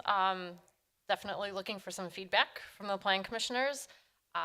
Whether each of these 19 areas, if you will, end up on an agenda someday is to be determined, and that is what the feedback we're looking for you, from you for. So let's just kind of go down this packet that's provided to each of you. We'll start off with, I'm going to say we kind of have a top 10 identified, and which we've discussed this a lot internally with department heads, and we have some staff meetings with Mayor Dan and Council President Ken Gale, and this is the direction that we've been provided from that kind of leadership committee, and also from other discussions we've had from the Common Council. So what we've done as staff is we looked at the entire city, we looked at our future land use map, and kind of said to ourselves, hey, when the comprehensive plan was adopted in 2020, it may have been some different visions at that time than we see today. We've talked heavily about how we're running out of land in Oak Creek, and we're trying to be very strategic about what we want to see developed in the remaining lands that we have as far as vacant land, but also maybe when some of these sites are redeveloped, because when you run out of land, that's your next opportunity to increase tax bases to redevelop land. So we'll start with focus area number 1. This is on the east side of Howell, north of Rawson. So it includes 10 parcels. The purple that you see is a future land use of industrial. Probably not what we want to see along Howell Avenue, another business park, focusing on industrial. These parcels are zoned before today. They're zoned commercial. And so it's not even matching, the zoning is not matching the future land use. So we're simply identifying these 10 parcels of, hey, we think the future land use should be changed. Again, future land use is not zoning. It is a guidance if someone were to request to rezone. If someone were to request one of these parcels today to just pick one of those out and request to rezone it to manufacturing, well, our future land use identifies this as industrial. So it would be harder to say no to that than it would be if we make this change of the future land use should be commercial, not industrial. So that's what we're targeting, that entire corridor on the east side of Howell, to change future land use from industrial to commercial to actually match the existing zoning. Okay? Thumbs up.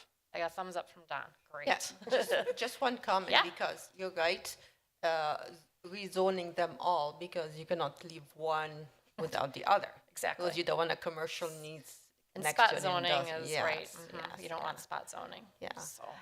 Another question is, do we have to develop all the lands within Oak Creek? Some are very green. Can't we leave them green lands? It's a big policy question. I'm not necessarily here to answer that today, but there's a significant amount of green space in the city as well. And that is the private sector dictates that. The city of Oak Creek government does not dictate private sale transaction from private sale transaction. And that is the role of a future land use, is to identify, we see development taking place here, or we see green space. It's pretty rare for a city to identify privately owned land as future park. Go ahead. I would also add that as a part of this exercise, there are parcels throughout the city that when discussing it among staff, we identified that that designation should change to park and open space. So there are several parcels throughout the city that's the case. And I'm just addressing this as planners, Yep. because if all the city becomes either industrial park or commercial or business, and the green space is gone, it's not really appealing for all those apartment buildings and all those residents that are living here. So should be some sort of a balance type of thing. That's just a comment. Yep, and we have a Park and Open Space Commission whose goal and is to keep an eye on that exact topic, to provide amenities in the city, green space amenities, parks, and that sort of thing. So, there's some parcels identified in the city which possibly could have that opportunity. I'll throw out next to Heyday, right? Part of that phase 2 development was a land swap agreement that the city's going to get about 10 acres of land potentially use for future green space. Okay, all right, am I getting a consensus thumbs up on this one? Thank you. Move on to number 2. So same corridor, we have 2 properties that are identified as industrial, and we thought to lighten that up and do more of a business park future land use. We do recognize that the former Yellow Freight site, which is the larger of the 2, is probably going to be a manufacturing type of use. But a business park requires a little more thoughtfulness into it, you know, more comprehensive use, possibly more buildings. It's not focusing on heavy manufacturing per se. So that was a suggested, I'll call it light change from future land use from industrial to business park. Question on that one. Yes. I think I saw in the news that the Archdiocese is moving into Master Lock. Have they approached anything? Are they going institutional? We knew nothing about that, and we still know nothing about that. Okay. They have not reached out to us. Okay, I don't want to get too deep in the weeds. Does that mean we lose all the tax money? We'll become tax exempt. Thumbs down. But I can't, that's but just, future that's land use ownership. has no, Future land. it doesn't necessarily have a Yeah, so that property How is they actually zone. zoned before. It's zoned Okay. commercial.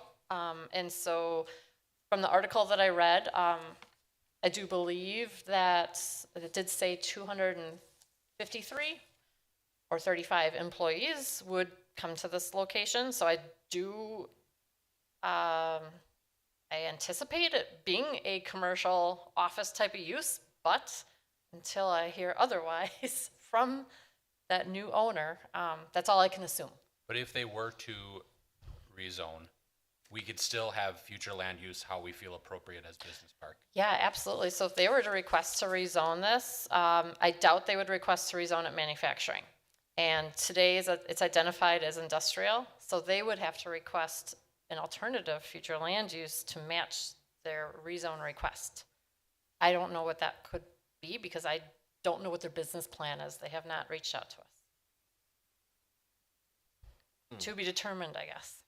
And again, that obviously already took place. That ownership change took place. So that might end up happening on behalf of the applicant sooner than this would ever appear on an agenda. I guess I should also preface this by stating that if and when these priority areas are presented before any agenda, we as staff have a lot of heavy lifting to do in the background. We have to get legal descriptions for every single one of these. We have to do notifications of neighbors. It's going to be a lot of work. And so we're kind of asking for, you know, what do you think your priorities would be in this list? Knowing that there's going to be a lot of work in the background that staff have to do in order to even prepare it to be on an agenda. So it's not going to happen tomorrow. It's going to take some time. So that one might happen on its own, honestly, before staff even presents something in that vicinity. I have a comment here, and I don't want to step over Matt's area here, but any heavy industrial like this will definitely increase the volume of traffic significantly. You have Amazon, you have Buc-ee's coming, and and especially the location where that is, I don't believe is designed for that sort of volume. So that will definitely impact the resident, and it's just not going to be that easy of in and out. And Yeah, it definitely should be a factor when considering zoning and future land use of, do we want that heavy traffic, that heavy industrial traffic? And real estate I would too. suggest probably not. Exactly. So real estate here, especially if you do expansion or anything. Anyway, I just don't want to talk too much about this, but that will have major impact on the city in general.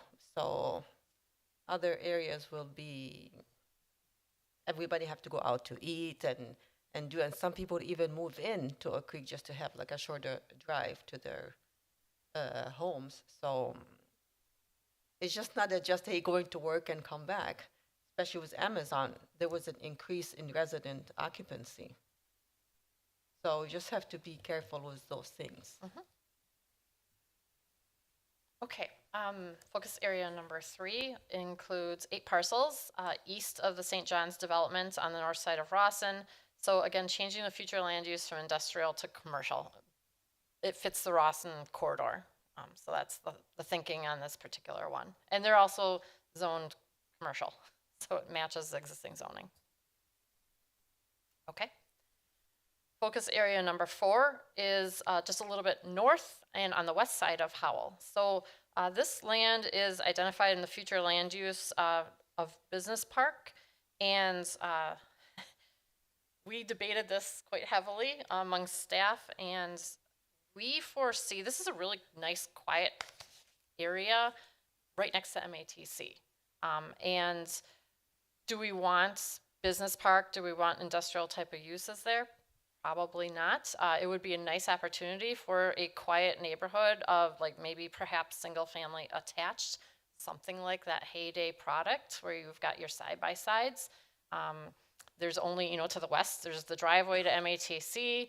And when you have that kind of multifamily dynamic along Howell Avenue, you know, maybe even it would be developed with more multifamily along Howell Avenue. We can't predict to the, you know, to the T what could be there, but we feel it would be more appropriate as some sort of residential, multifamily, single family attached development rather than business park. So that is the thought behind this particular one. Do you happen to, I think for the recording purposes, I think, yes. Yes, yes, Okay, my question is, right across the street on Howell there, yes. what is all that zoned? So the city Or- actually recently purchased all this land here. Yes, It's a okay. combination. This particular parcel is zoned M1, and then, right? And then to the east are commercial zoning, if I remember correctly. Nick's double checking the zoning layer for me, but And I'm only asking because I remember on the corner there, we had, whatchamacallits was supposed to go in there, pretty industrial. it was. So what's the future land use for that area? It's all that light purple, which is business park.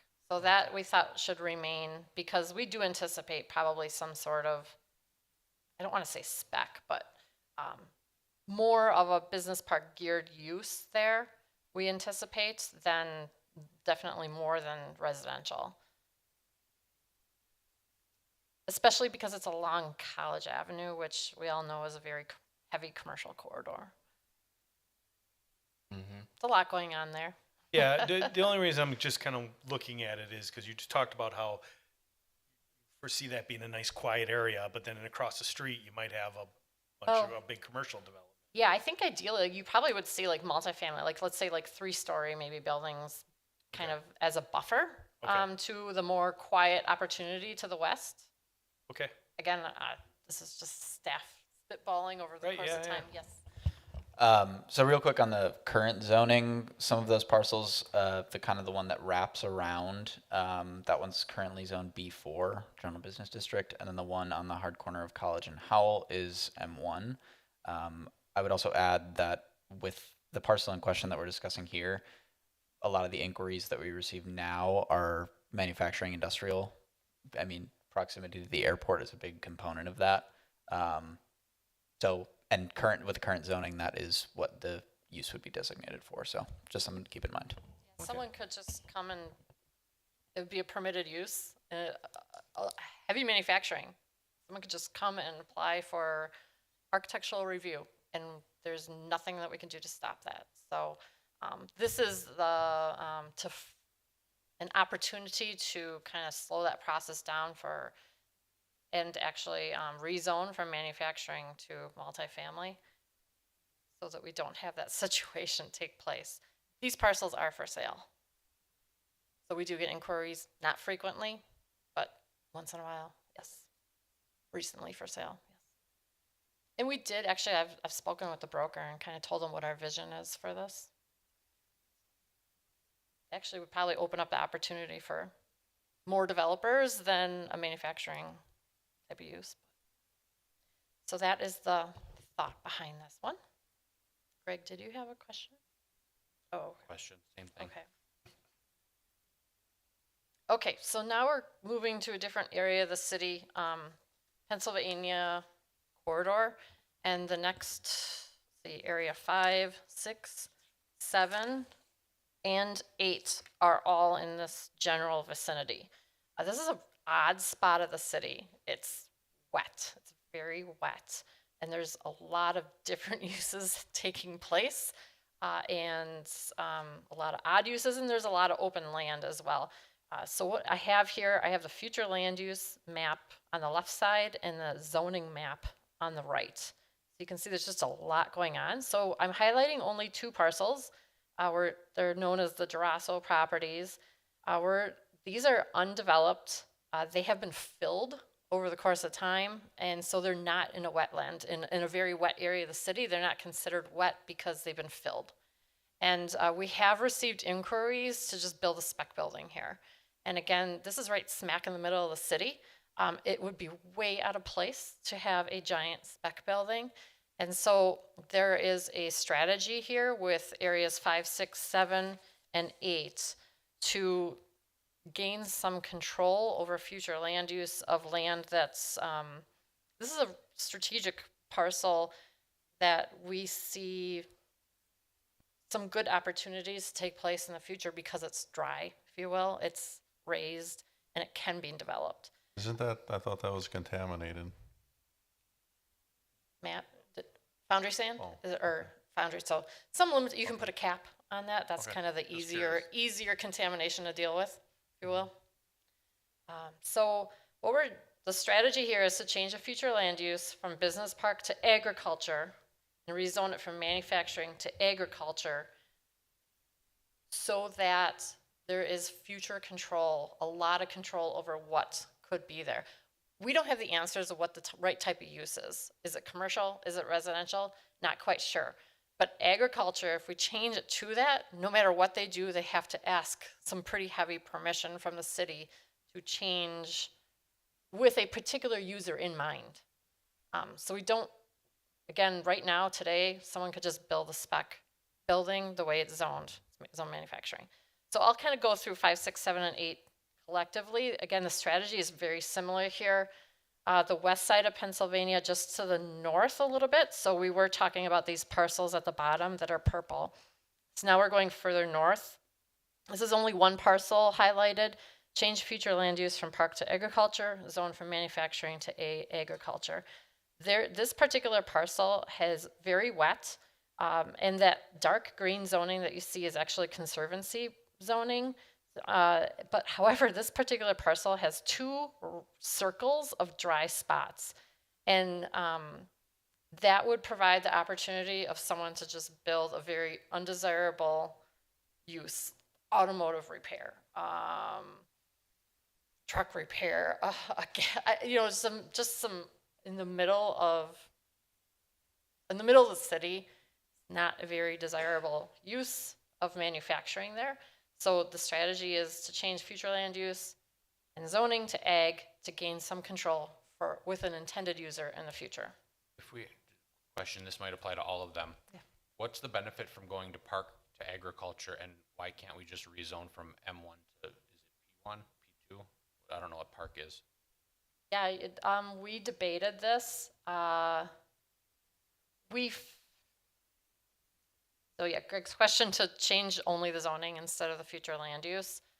We feel that, I'm sorry? People can't build in a park, is that correct? They can't, yeah. So leaving it to Ag 1 is probably more advantageous to the property owner, that the city could then pivot to a commercial use easier than from park to commercial use. Ag 1 to commercial use is an easier pivot, if you will. Does that make sense? Yeah. Park means park, right? Yeah. Are these private? And these are Is this all privately owned. Now, wait a minute. They are. You said it's hard to designate a private land as a park. So we're not Future proposing that. Yeah, you want to change it. We But want to change but it right now to it's ag. proposed a park. Future land use is park. I don't know. I can't speak for previous staff and what their thought was. So all of these properties, you have to get the parcel owner on board to rezone? The common council can vote how they see fit.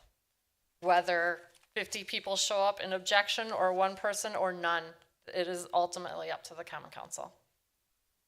Oh, Christy, I have a question Yes. slash a comment.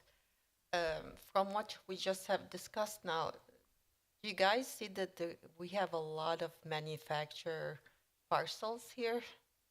There's quite a bit of plenty. Yeah, rezoning. I don't think there's, well, there's some in the, there's some in the packet, but I think we kind of talked about most of the manufacturing so far.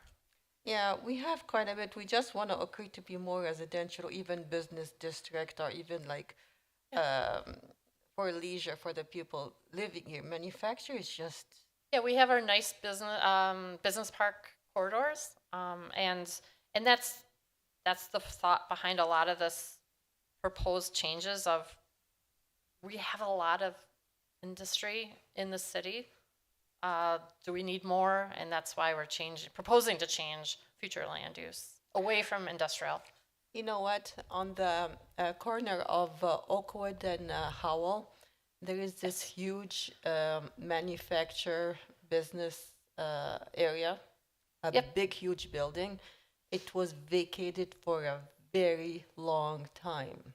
In the north side of Oakwood, west side Yes. of Howell. West, no, on the on the west side, yes. Yes. Northwest. Mhm. So, and then this painting, not the painting, the signing company just came in and just recently occupied it. So, do we need any more? The building is only like half filled. Yeah, we're not proposing anymore. This entire exercise does not add industrial. Yeah, I know, but still manufacture. I think they're proposing changing manufacturing. We're removing it. We're removing manufacturing. None of from these all are this. proposing to go forward with industrial. Isn't this No. parcel we're talking about to remove it from agriculture to manufacture? No, move from manufacture to agriculture. M1 to Oh, Remove manufacturing from all this. And make it agricultural so they can't. put I'm showing you manufacturing existing together. conditions on the map, but the text explains what we're proposing. You should be ecstatic. Jumping for joy. Right now, it's So zone, the it's map- zone manufacturing now. They're proposing we rezone it to agriculture so somebody can't just plop in manufacturing. oh, I thought the opposite. I'm like, we're No, moving it's the it from opposite of what you think. agriculture to manufacture. I'm like, Yeah, oh my gosh, what we gonna be No, the living here? colored maps are showing existing conditions, okay? Okay. The text explains what we're proposing. The text above it, change future land use from park to agriculture, rezone from manufacturing to agriculture. Thank you. What was your explanation, though, to the question, why not just leave the future land use to park? Change the rezoning, but leave the future land use to park? Because if you were to change the zoning to ag, it doesn't fit the park future land use. Oh, okay. All right. Also, this is somewhat speculation, but to your question about the current land use designation for a couple of these being park, if you look at the area with all of our wetlands, floodway, flood fringe data, basically the entire corridor is water. Pretty much every parcel is at least half covered in wetlands, with the exception of the last one, the big one that has that fill land on it. So that might be why past staff designated it as park, just because they saw no future use for it, essentially, other than park. Okay. I also think if we rezoned it all to park and then a developer, even housing, wants to come in and they're like, the city's taking away park to build houses. It's kind of a hard sell versus agricultural land to houses. Yeah, very good points from both of you. Yes, thank you. Okay, moving on to area number 7, just across the street. Exact same situation. Nick explained these are very wet parcels. In fact, you got big ponds. So future land use identified that as park. They're currently zoned manufacturing, again suggesting to change both future land use and rezoning to agriculture. And then area number 8, just moving to the south, very similar situation. 2 parcels, identify future land use from park and single family detached, just kind of a 2 parcels here. This is a standout. For some reason, this parcel is identified as single family detached. Change both of these to agriculture, rezone this 1 parcel from manufacturing to agriculture. So that wraps up that area of the city. And then we have this very large parcel at the corner of Highway 100 and Chicago Road. These owners have been trying to sell this parcel for a very long time, and they're coming across problems. It's zoned B4 commercial. Does anyone really see that entire parcel being developed as commercial? Probably not. And they have reached out to us and met with us, and they kind of see the same vision of perhaps something like single family attached concept where you get the side-by-sides. I do suspect someday when this is fully developed that you'd have some sort of maybe commercial along Chicago Road, maybe along Highway 100. There won't be an entrance or exit or from this site. There won't be an entry other than a right only, maybe off of, no, okay. We're not touching any entry or exit off of Highway 100. It's state controlled, right? Chicago Road is state controlled as well, but it will, yes? There is Go ahead. access. It's kind of a midpoint of the, Okay, kind of where that Median median cut cut is? is, but there is some environmental constraints right there on that parcel, which has created some issues in the development.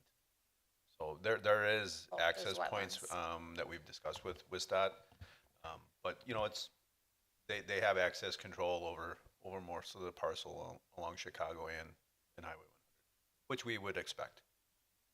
Is it a flood zone here?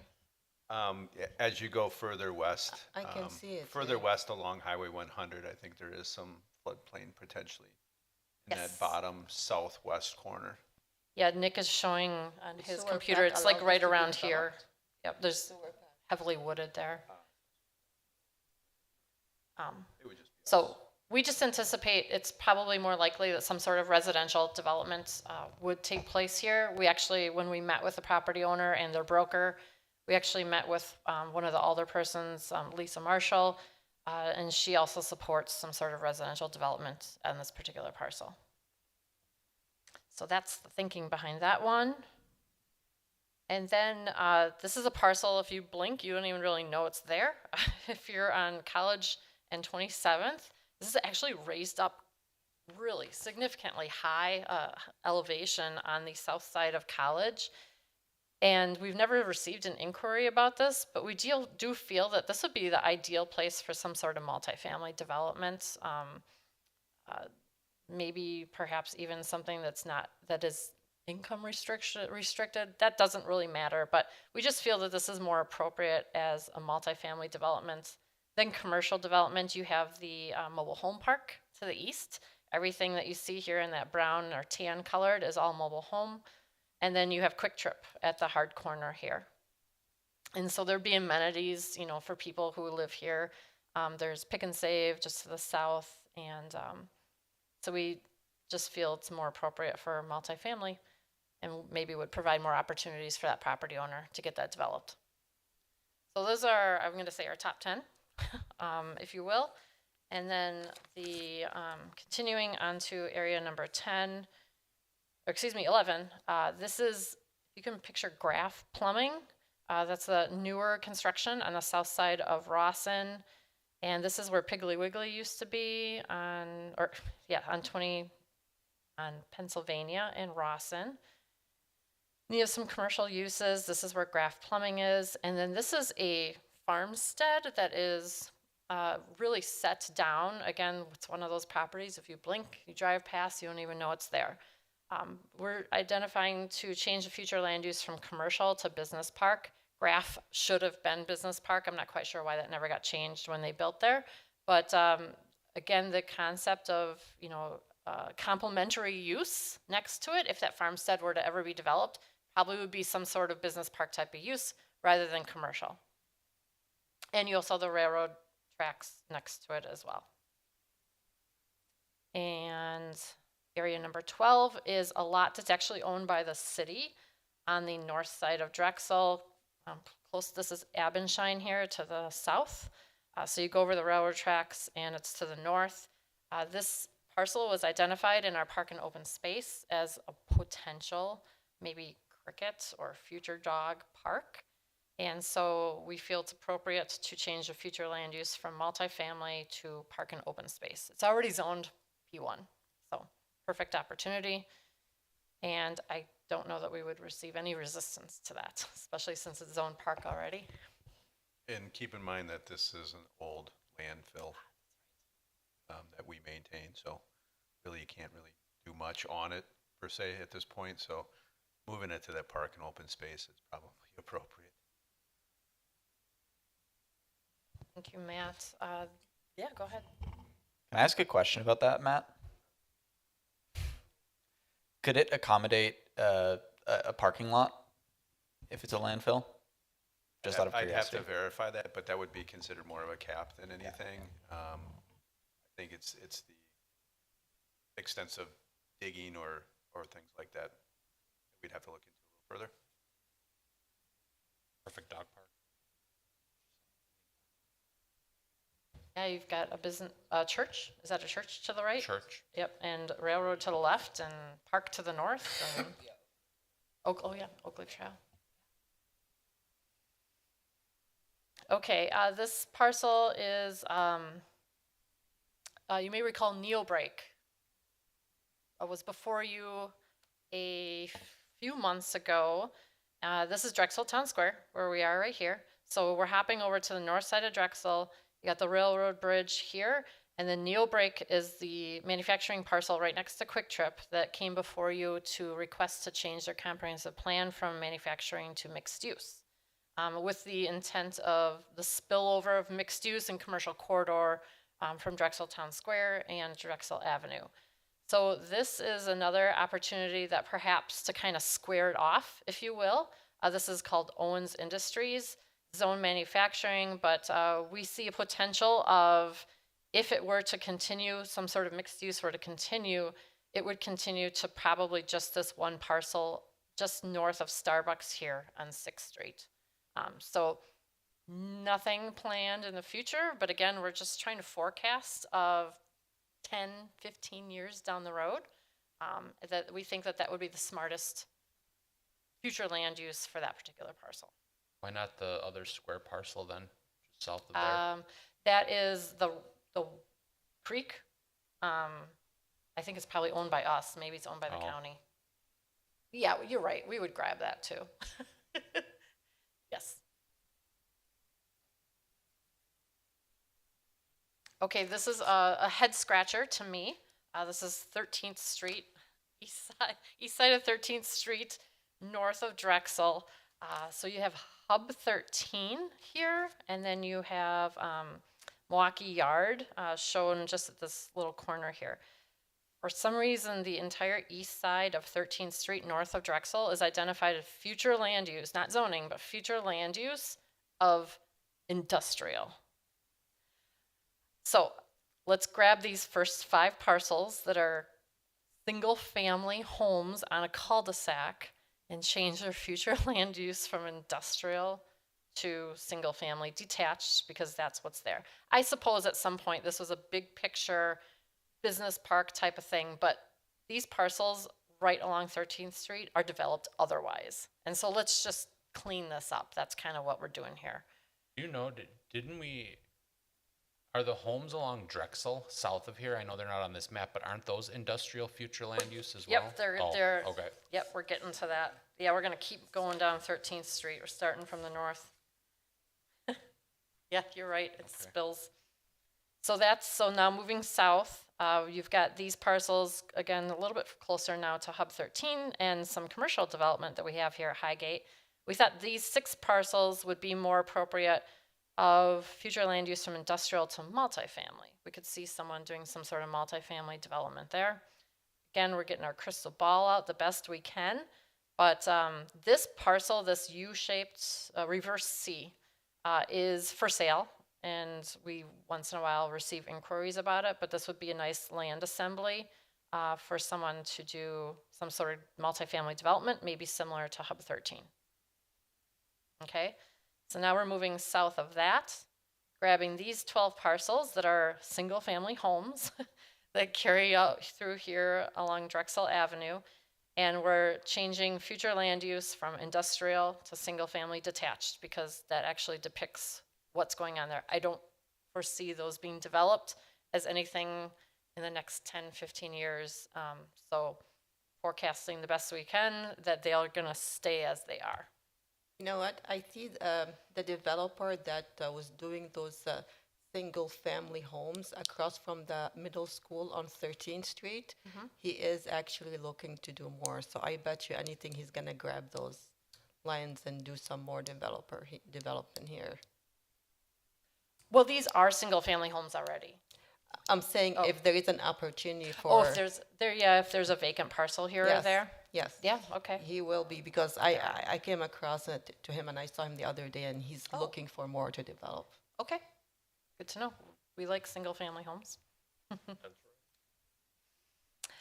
And so now we're moving to just south of us here at Drexel Town Square. This is Steel Warehouse on Liberty and Forest Hill. So this is Zund, just south of us here. And so go down 6th Street and you get Forest Hill. This is a old manufacturing businesses, right? But you have a spillover of potential multifamily to be developed here yet as part of the Drexel Town Square development. And this is forecasting really far out. But at some point, manufacturing uses will transition, likely. And if they were to transition, we see an opportunity for more multifamily in this area. It's quiet. There's not a lot of traffic here on Liberty and Forest Hill Avenue. So again, just forecasting far out. But if that were to change, I think that's the type of use we would like to see. And 2 more to go. So this particular parcel is owned by Barrett Lowe. This is Emerald Row 3. I think it's 3. This actually they've never come before the Planning Commission with an actual proposal, but it's always been expected that a multifamily development would take place, similar to what they've developed here across the street. But it's future land use is identified as mixed use. Our comprehensive plan is very specific with mixed use. It does require commercial on the first floor, residential above, or a combination of commercial and residential on one parcel. Probably not going to happen. There's not going to be commercial space here. So let's just change it to multifamily because that's really what it's going to be. And then skip across the street. Again, if multifamily were to spill over, it probably would spill over to this particular parcel. Not changing zoning, can continue as is. Oh, I guess I want to make it clear. When we're changing future land use, that does not impact their current use. They're zoned, this particular one is zoned manufacturing. They can continue that manufacturing use. It can change to a different manufacturing use because that's what it's zoned. Future land use is a guidance if you were to rezone it. It's not the law. Your assessment's not based off of it, that sort of thing. It's a guidance, okay? So that was at one point identified as commercial. Probably not going to be a spillover of commercial, more likely a mirrored image of some sort of multifamily if that were to ever be developed. If it's multifamily, does mixed use ever come forward trying to get in there? No, that era is kind of done, and you have to have a really tight pedestrian area like we have here at Drexel Town Square. That concept of commercial on the first floor, residential above no one proposes that anymore. It's very difficult to fill the commercial spaces. And then interested in why you stopped at those and not, is that Nordco? Is that the name of this? Why to the south? Why that isn't just kind of put in as multifamily, potentially also knowing that they can still operate as is?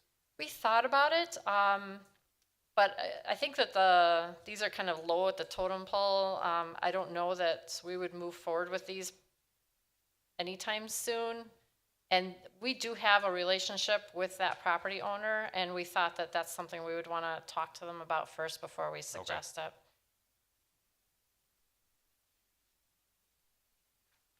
Of course, we want a relationship and discuss this with every property owner, but I think that that was less likely, perhaps, in our mind, than the other properties. Could be wrong, though. So Christy, what's the zone or what's the plan for the corner of 13 and Ryan next to Amazon? The city owns that vacant parcel. Yes. Waiting for the right user to come along. What is it zoned as? Zone B4 commercial. Okay. Okay. Makes sense.